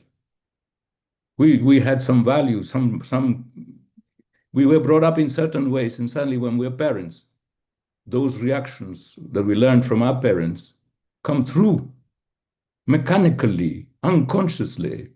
And then we had to be quick to perceive the inadequacy, the destructive nature of those reactions and change. It's painful, but it's freeing, liberating, because one realizes one's fundamental responsibility is not to hurt the child. That doesn't mean to pamper them at all. That's what the West tried to do. give them only rewards. Look what's happening. Now everybody is chaotic because they all want pleasure everywhere, and they think they have not they don't have to answer for any of their actions. So it creates a permissive society. That's not the point. The child is more aware than this. So not a question of pain or pleasure. Those are the two poles of reward and punishment. That's not it. Its sensitivity is much more direct and disciplined in that way. See, discipline means you're also exact, right? You are exact in your actions. You're not going for the pleasure or avoiding pain and going for pleasure. That's being inexact, because you're not answering to the moment and the actuality. You're just going. It's a secondary motivation. It's a calculated action.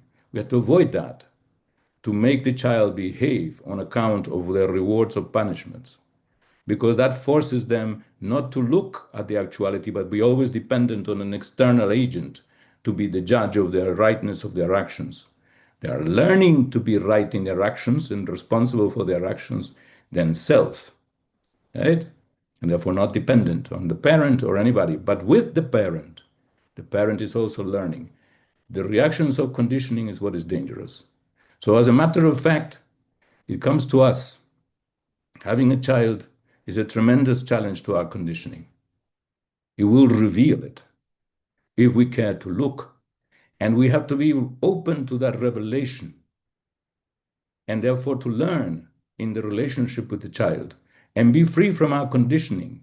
And as we're free, we help the child to be free, because we will not impose it on them. I think there is something very beautiful and immediately challenging in that. Huh? So the family, Krishnamurti said, the family, at one time I read it somewhere, I don't forget where, he said the family is an opportunity to love. All relationship is an opportunity to love. To be is an opportunity to love, because it means to be whole. I take love to be the perfume of wholeness. Sort of, I call it a perfume because it's very subtle. When it happens, it's actually very subtle. It's not just the desire of an emotional engagement or attraction and so on. That is there as part of our knowledge or our notion of love. But it's something immense. Love is something immense because it's of the wholeness. And the wholeness only comes when the self ends. And the self is the root of conditioning. So we have to be willing to face and challenge ourselves. And children, because they come in a way innocently into the world, that innocence challenges us, our lack of innocence. We have to rediscover through the child. We can take the child as a gift, as an opportunity for us to be free from this experience that denies the innocence that is needed for love.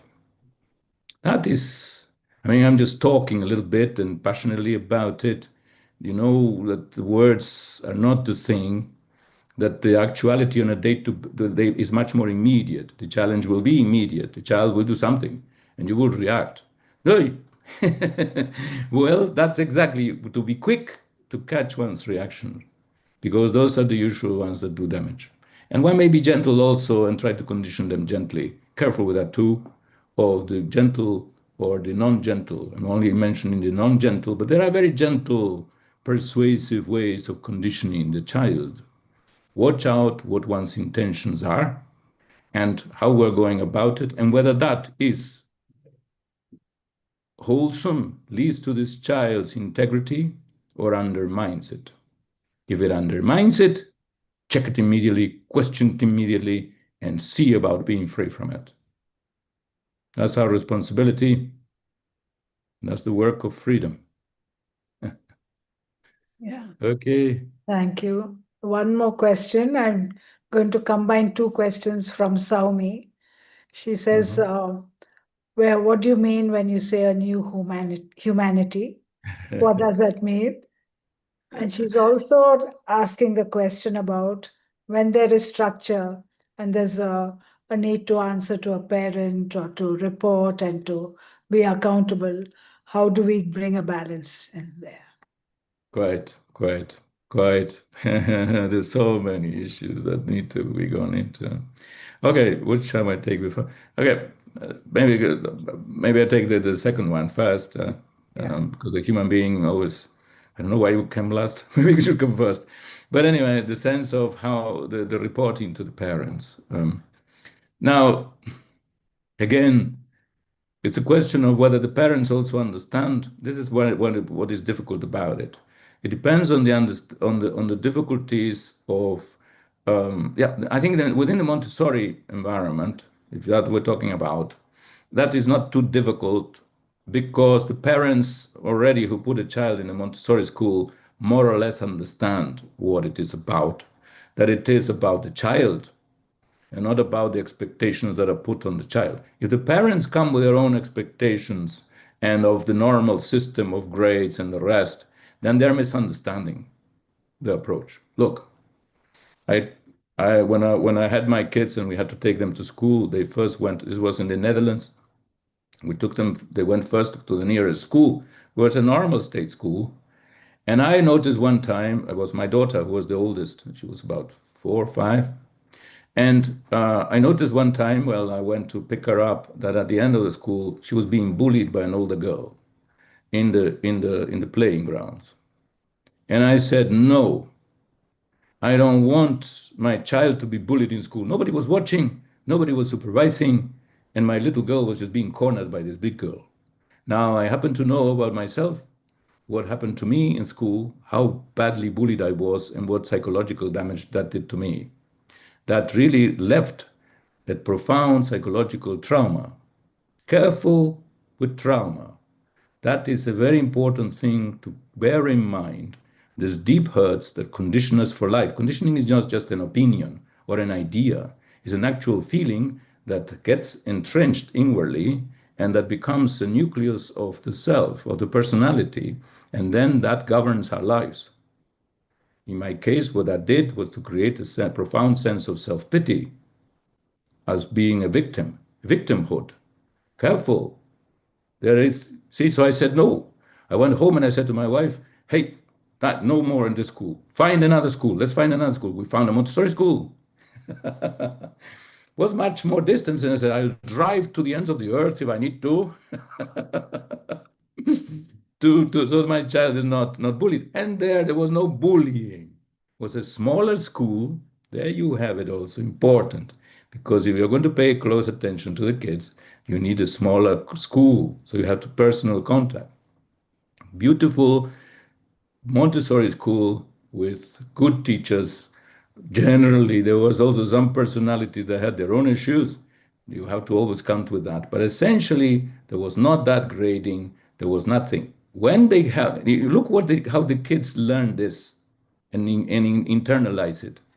One time, one of the teachers became ill and they had to bring a substitute. This substitute didn't really understand the system and started giving rewards. The whole class rose up at once and said, no rewards. You understand?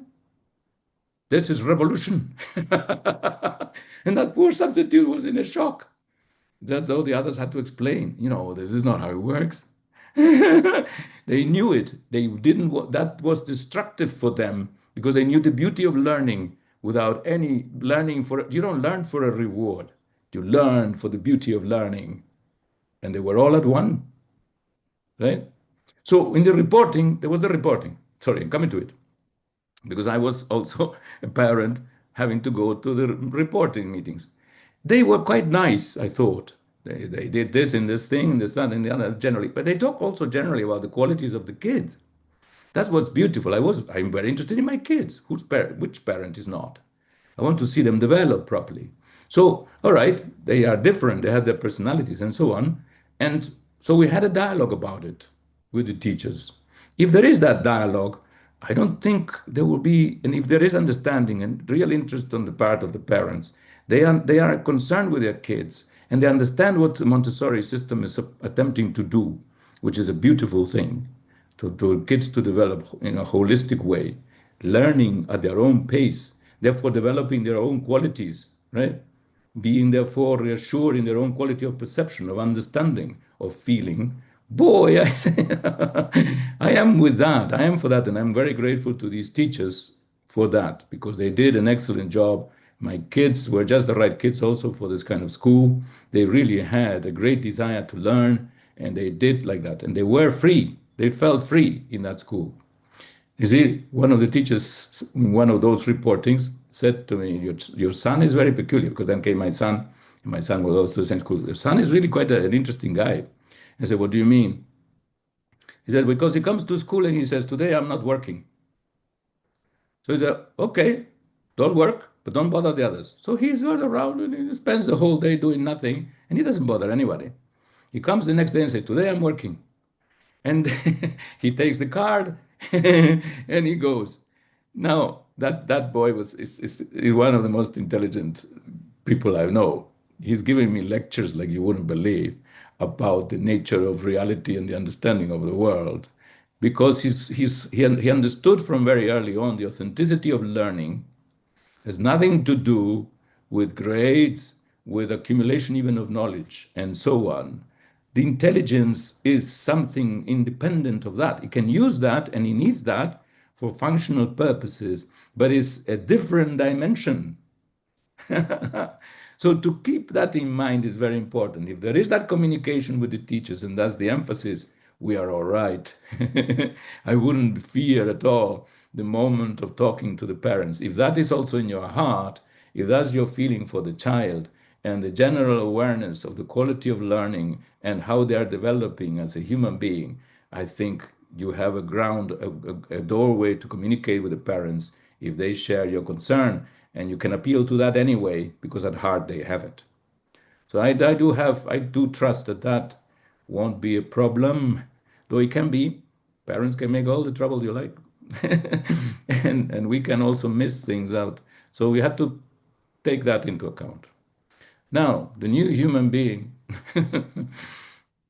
we don't know exactly what that is because it's new and is not yet around. But what we mean essentially, I mean, the approach to the new human being is essentially not fragmented. That's what is meant. The old human being is bound to the past. That's what even the old means. Is bound to the past, and the past, that is the conditioning, not just my personal conditioning or the conditioning of my culture, but the whole history of humanity. J Krishnamurti would say, human consciousness is the collective history of mankind. Our consciousness itself, as it exists, consciousness not meaning something spiritually elevated, but as I mentioned earlier, the field of the known, is itself history, is the repository, the distillation of a whole evolutionary history, development, time, therefore is rooted in time. And what we're talking about is to bring about a human being whose self-understanding of the meaning of time, of the limitation of time, and insight into that nucleus of limitation, of self-enclosure, might dissolve it, would dissolve it, and therefore bring into complete openness to wholeness, where the knowledge has its own place, because it has a place. We couldn't be talking like this at this distance without a great deal of knowledge having come in between, built this instrument, all the satellite systems, the electricity. It took a long time. This is the result, what we're enjoying now of technology and so on, is the result of great accumulation of knowledge and skill over a long time. So not to be neglected, not to be thrown overboard, but that is not the essence of wholeness. As you can see, technology is being used for the most atrocious ends. The new human being is a human being free from self-centeredness, such that knowledge has its place, and there's a quality of intelligence and compassion that is dissolving at every point, meeting the challenges of life directly and dissolving any possibility of conflict. There's no conflict inwardly and outwardly. There is no division whatsoever because there is no self to divide. That's the challenge for us as educators, as human beings, to see whether that is even at all possible. But we know, at any rate, that it is absolutely necessary, or humanity the more it develops technologically, the more it increases its chances of destroying themselves and dragging the whole of life, the whole only known living planet in the universe down with it.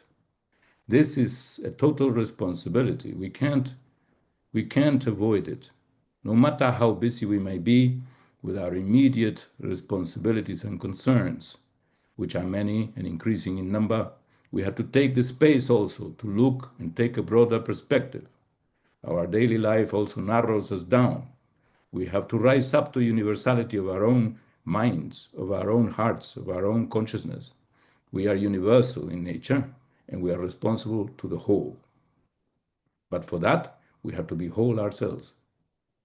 That's the key. Okay. One more question. This is from Rishita. She says she works in the field of emotional intelligence, and she would like to know many students have their problems. I mean, in quotations. And the adult very often has an unconscious bias or an emotional trigger themselves. Her question is, how would Krishnamurti's approach guide schools in helping the educators to cultivate self-awareness before trying to correct children's behavior? Yeah. Well, if they manifest, you see, self-awareness is the key to all this. Corrected behavior is secondary.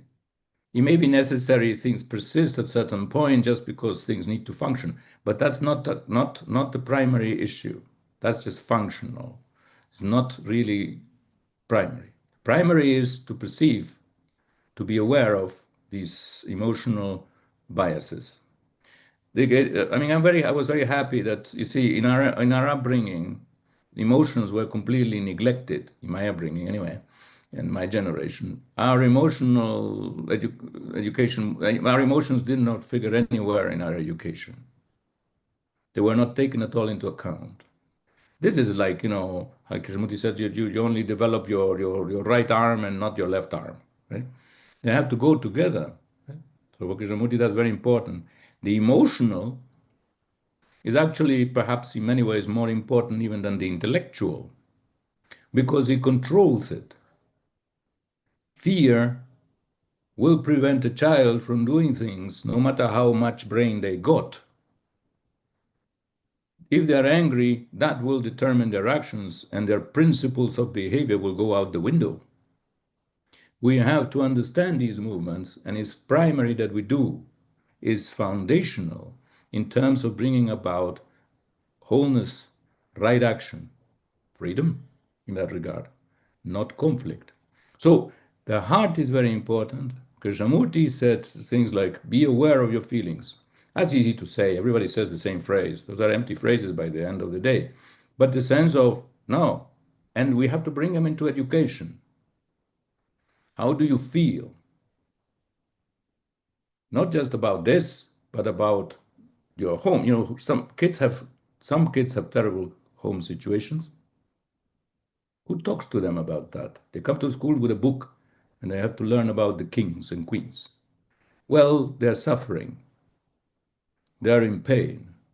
They are being bullied or God knows what, living in an oppressive environment. Okay? So that has to be addressed. Otherwise, this child, the energy goes there. Where is our energy? It's in our emotions. It's in our feelings. So that is the tremendous thing. So to become aware of where the child is emotionally is fundamental in being able to help them to grow. The handling of emotions is even difficult for us grown-ups, partly because we have not learned how to do it, right? How to approach them. Therefore, it's essential that we begin very early. So you say the child comes already with some emotional biases. Fine, excellent. To discover that is already a step in the right direction. We're not going to correct it. What we're going to, the correction is not first. What is first is the awareness of that, to bring it out, in fact, to make the child aware, to ask questions, because it has a source. Our prejudices have a source in experience. They get rooted in us, and then they behave mechanically. What we want to see to develop in the child is the awareness of themselves, so that the mechanicalness of prejudice and experience, of the biases that we have or that are built into us, are questioned and dissolved. But for that, the primary challenge is to face it, to be aware of it without judgment. Difficult. Otherwise, if we call it bias, we're already prejudicing the issue. Careful. They have their own, we have to use words, of course, and bias may be the right word, in terms of saying they already have their own angle on things, and they judge from there, and they do so with a certain strength, emotional conviction, which is not necessarily theirs. Maybe their parents or somebody, they got it from somewhere, right? And because we are we start with imitation, a lot of us, unthinking, thoughtless imitation. We want a thoughtful child, aware child, that questions this mechanical way of being. And for that, we have to make them aware of it. So if we are aware of that, that's the first step. I think that is already, we need not necessarily ask any further. We need to only ask to observe, to help the child to see those movements. And that is already the beginning of their own freedom. I think that would be my way. And I think it was implicit in your question anyway, that it is sort of this perception of the thing. And for us to see it without judgment, prejudice, is the fundamental key factor. Then we help the child and we help ourselves. All right. We're coming close to the ending, but we have two people who are asking questions. Madhu? I don't see Madhu about. Please put your hand up, Madhu, and ask. And then Parul. Yes, Madhu, go ahead. So my question was, Krishnamurti spoke at length about total freedom from authority. So in your day-to-day routine, how do you distinguish between necessary physical rules like schedules and safety and strict adult authority or control? And do children even ever confuse between the two? Yeah, that was my question.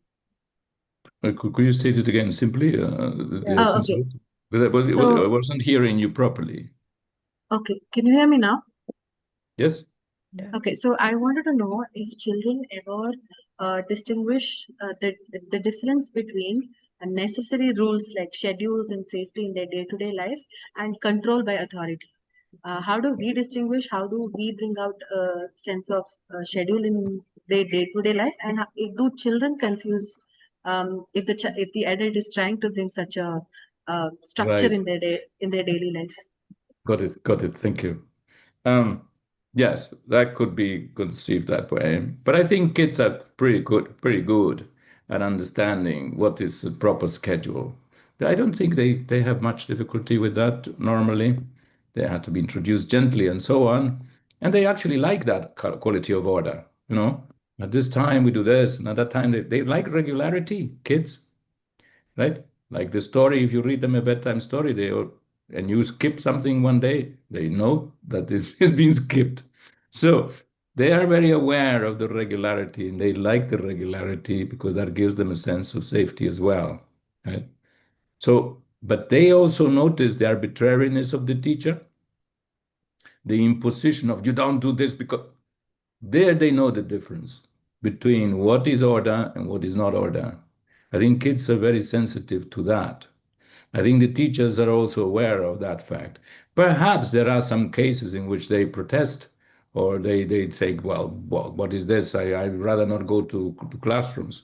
You know, in the West, while we were at Brockwood, there was another, Brockwood was promoting freedom and all that, right? They were cool for freedom. But there was another chap in England, what was his name? Neil. And Yes, he said, Neil. yes, Neil. Yes, Neil. And he founded a school which was called Summerhill. Summerhill. Yeah, thank you. The name Summerhill. And Summerhill was sort of based on the idea that the kids could go to classes, didn't want to go to classes, or do this, do that, could do whatever they wanted. They were sort of freedom taken to that extent, that extreme of whatever you wanted, essentially. Now, I saw a documentary about it, and it wasn't particularly, I felt there was a great danger in that. And it looked like many kids, you see, because there was also bullying going on and things were expressed like this. He was a Freudian, I think. So I think he was sort of bringing out a lot of the unconscious natural aggressiveness in the child, believing in that sort of theory. I thought that was a dangerous idea. So freedom taken to that extent can be profoundly damaging, because freedom is not to do what you want. It's also not conformity, to just follow whatever you're told. It's something in between, because it's care and responsibility. And responsibility is relationship, is also to perceive what is necessary for something to be done. Right? So consideration comes into the picture. We used to question at Brockwood, why should we be punctual? See, Krishnamurti invited us to be rebels and not conformists. So he said, why should we? And he said, because other people are waiting and you don't want them. You are considerate and you don't do that. Look, we rebelled one time at Brockwood. I was one of the leaders of the rebellion, which was that to make us punctual, they used to beat a gong. Because we lingered in the corridors and we didn't go to the class, we got 10 minutes late and so on. So the teachers got a bit upset about that. So they decided to ring the gong in order to remind us what time it was and that we should go there. So we rebelled. We said, we are not Pavlov's dogs. You should ring the bell for us to run, right? So they said, fine, we won't ring the gong, but you have to be punctual. He said, we'll be punctual then, no problem, but don't ring the gong, please, because that's just treating us like dogs. We're not in a lab, right? Pavlov's dogs, the essence of conditioning. So there is something that has to come in between.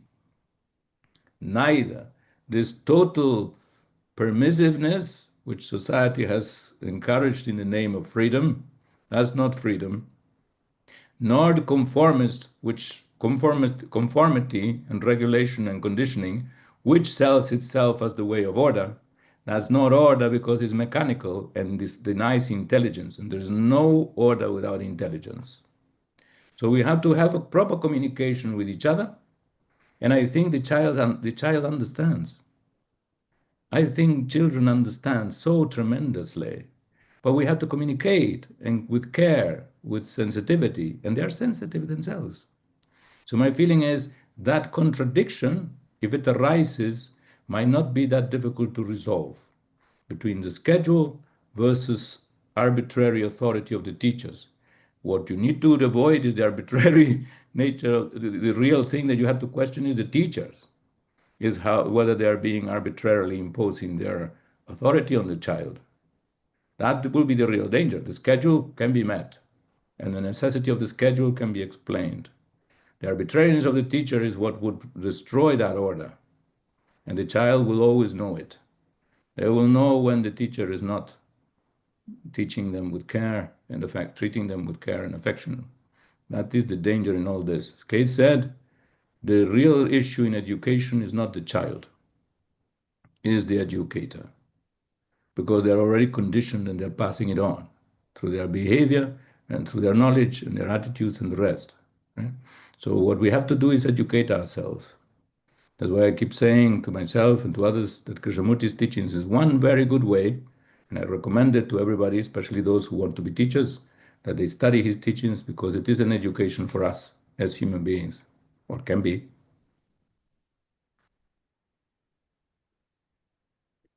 Parul? Thank you. Thank you.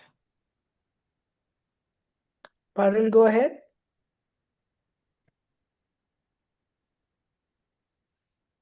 Others, if you want to drop off and it's time up for you, please go ahead and leave. But Sorry, as yeah. taking. And it wasn't a question, but just an observation. And first of all, I would like to really, really thank the speaker. I mean, like the way he defined very profoundly the whole word conditioning. I think that was so remarkable. It is such a shaker for all of us to say that how we want very automated kind of, and maybe uh, unthoughtful responses and not even looking at the situation. And at this, I am reminded of a small episode that happened in front of my eyes with a 4.5-year-old girl and the father.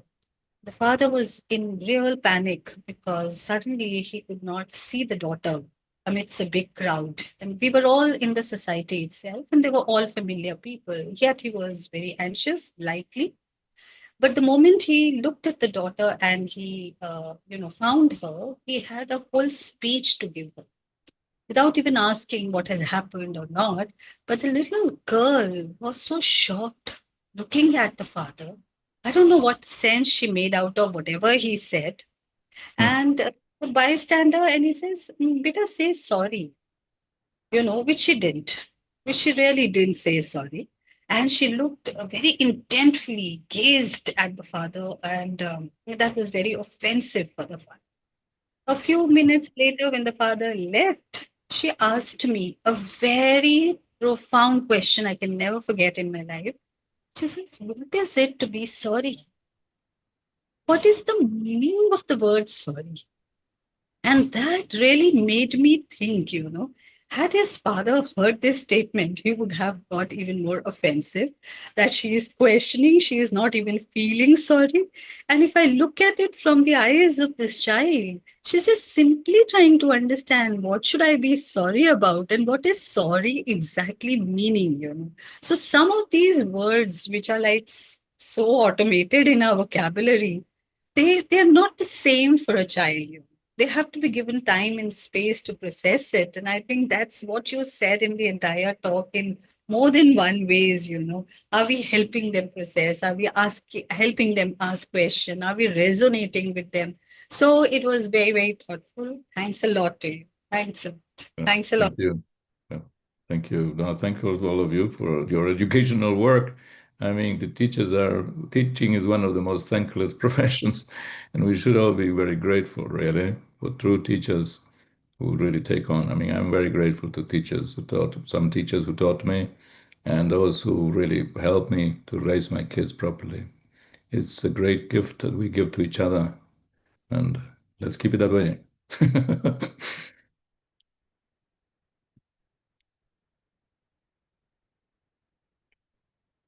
Sorry, Madhushree, you have one more? Shall we close? Yeah, just a Yes, small one. yeah, So yeah, I don't think it's continue. related to any topic. Yeah. So I just wanted to know there are, there are a lot of people around me who are educators and otherwise just seeking for knowledge as to how we can make a better place for children and better educator, better parents. When I suggested them a few books of Montessori or Krishnamurti, let's talk about Krishnamurti now. They found the language really difficult to comprehend because he talks in a very profound, in a deep, the somebody who can comprehend is somebody who has thought in such tracks before. But how do you suggest a new reader understand the work of Krishnamurti and what he's trying to, what a change he's trying to bring about? That's been a challenge for even those of us who studied Krishnamurti. So it is not that easy in the face of it, though Krishnamurti is actually being, when you look into it, extremely simple.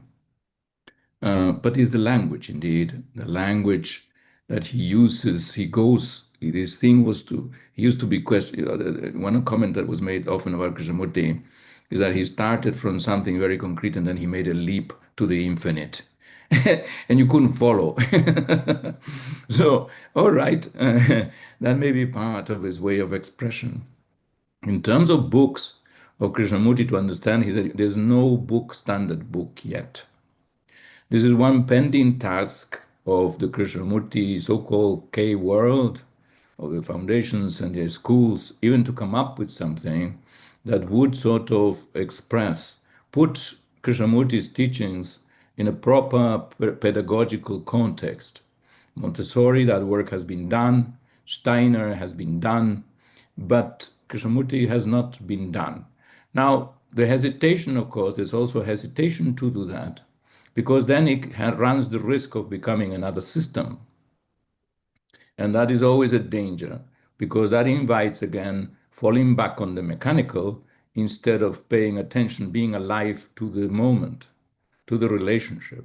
Krishnamurti is inherently anti-system, because he feels that that is exactly the danger we may fall into. Even the people who have looked into his work can then create their own system and therefore fall back into the same pattern. So while we do need, like a gentleman asked, you see, about curriculum, we need to look into the whole thing and actually change the structure of schools, change the relationship of the staff, change the relationship with the children, change the order of the day, change the intent above all.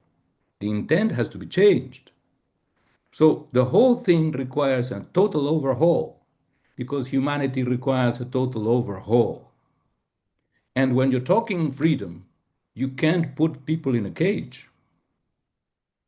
So that's the danger. But this is pending work. It still needs to be done, because we need to communicate it. We need to communicate the scope. We need to communicate that intent. And that intent has implications, naturally. If you say we're educating for wholeness, then that means this is not done and that is done.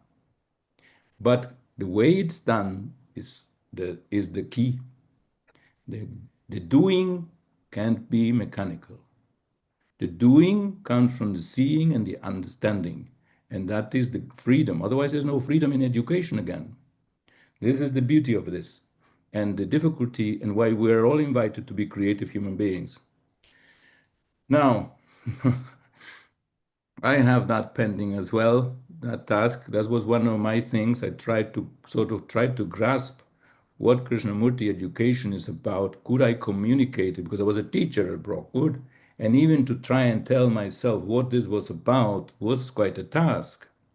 So I more or less have come up with something along those lines of being able to approximate what his teachings are about and education. Because essentially what he proposes for education is the implementation of his teachings in a school setting.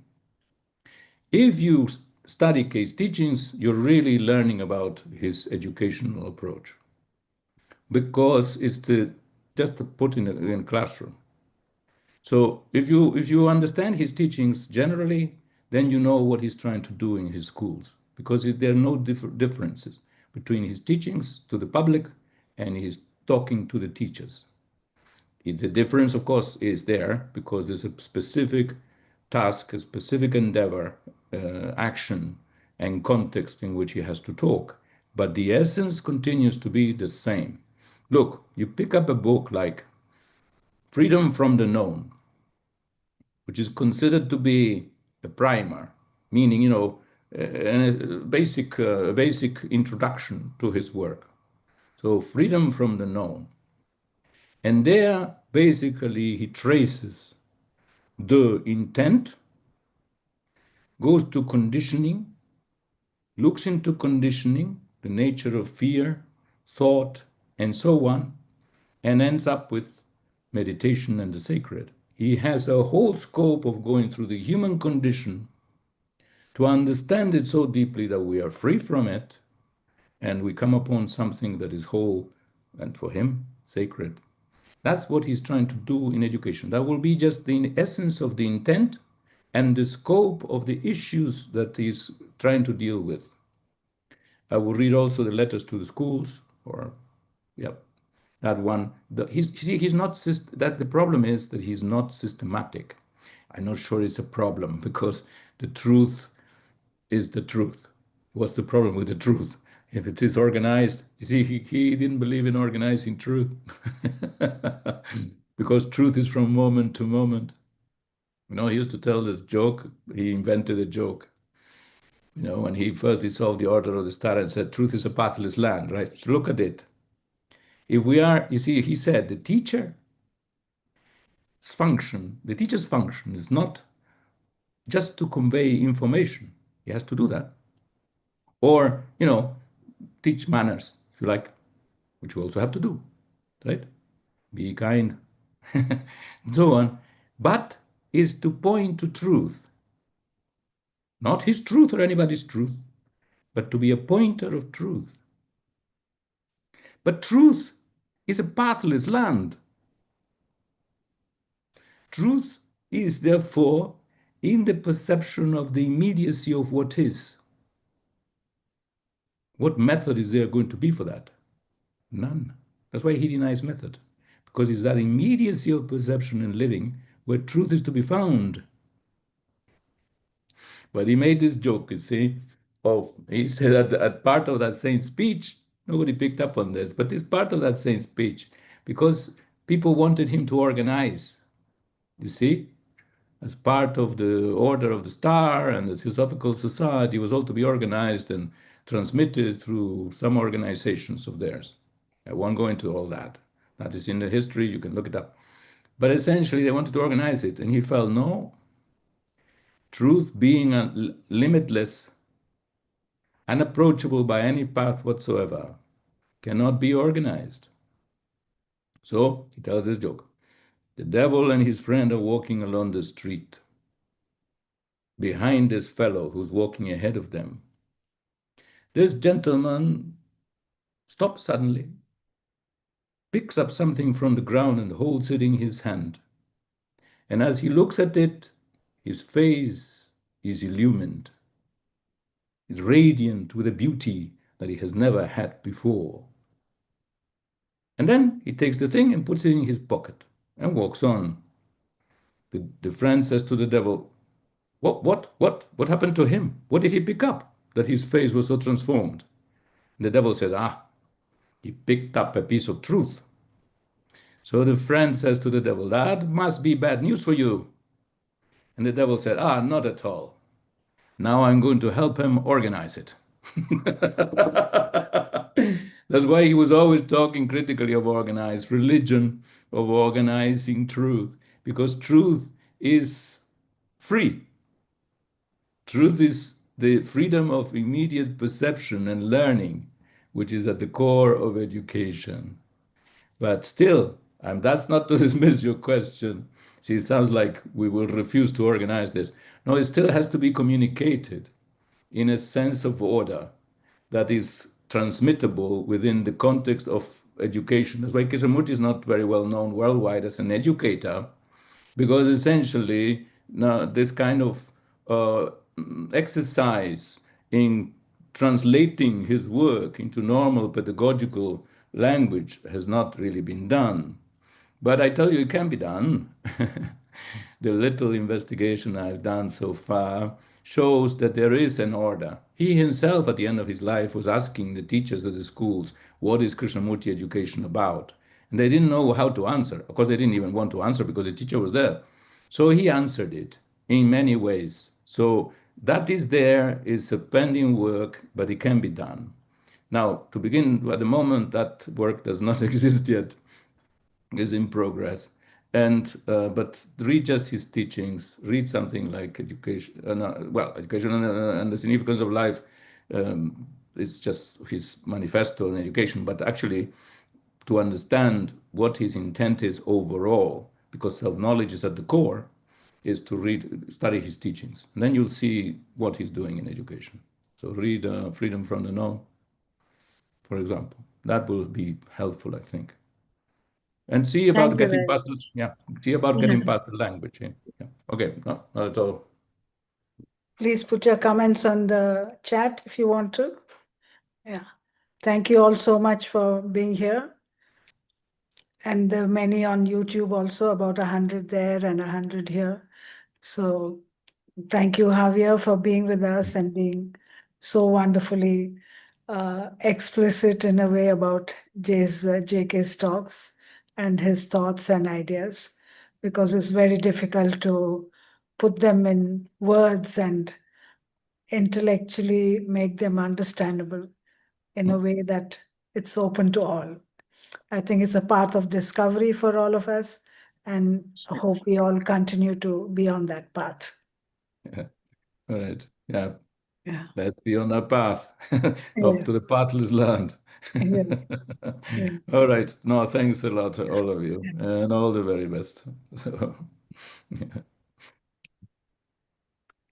Namaste. Yes. Namaste. Namaste. Thank you, sir. Thank you very much.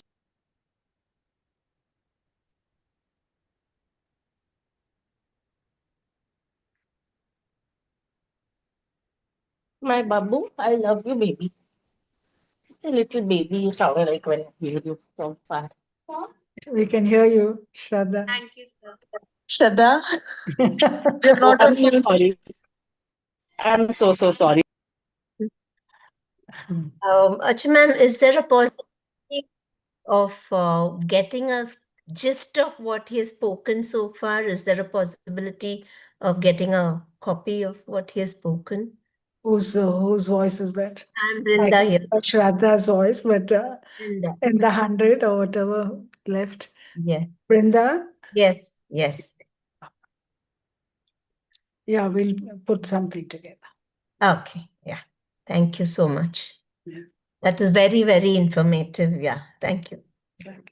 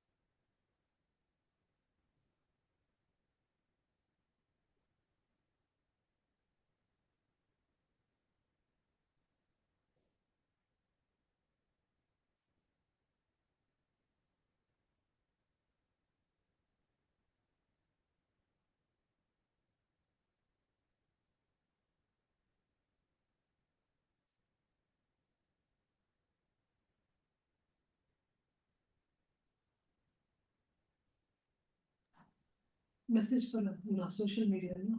The song, no, all have gone. Yes, I yeah, understand Brinda. we are. Sorry. Yeah, continue, Gracie. No, I understand we are still in the YouTube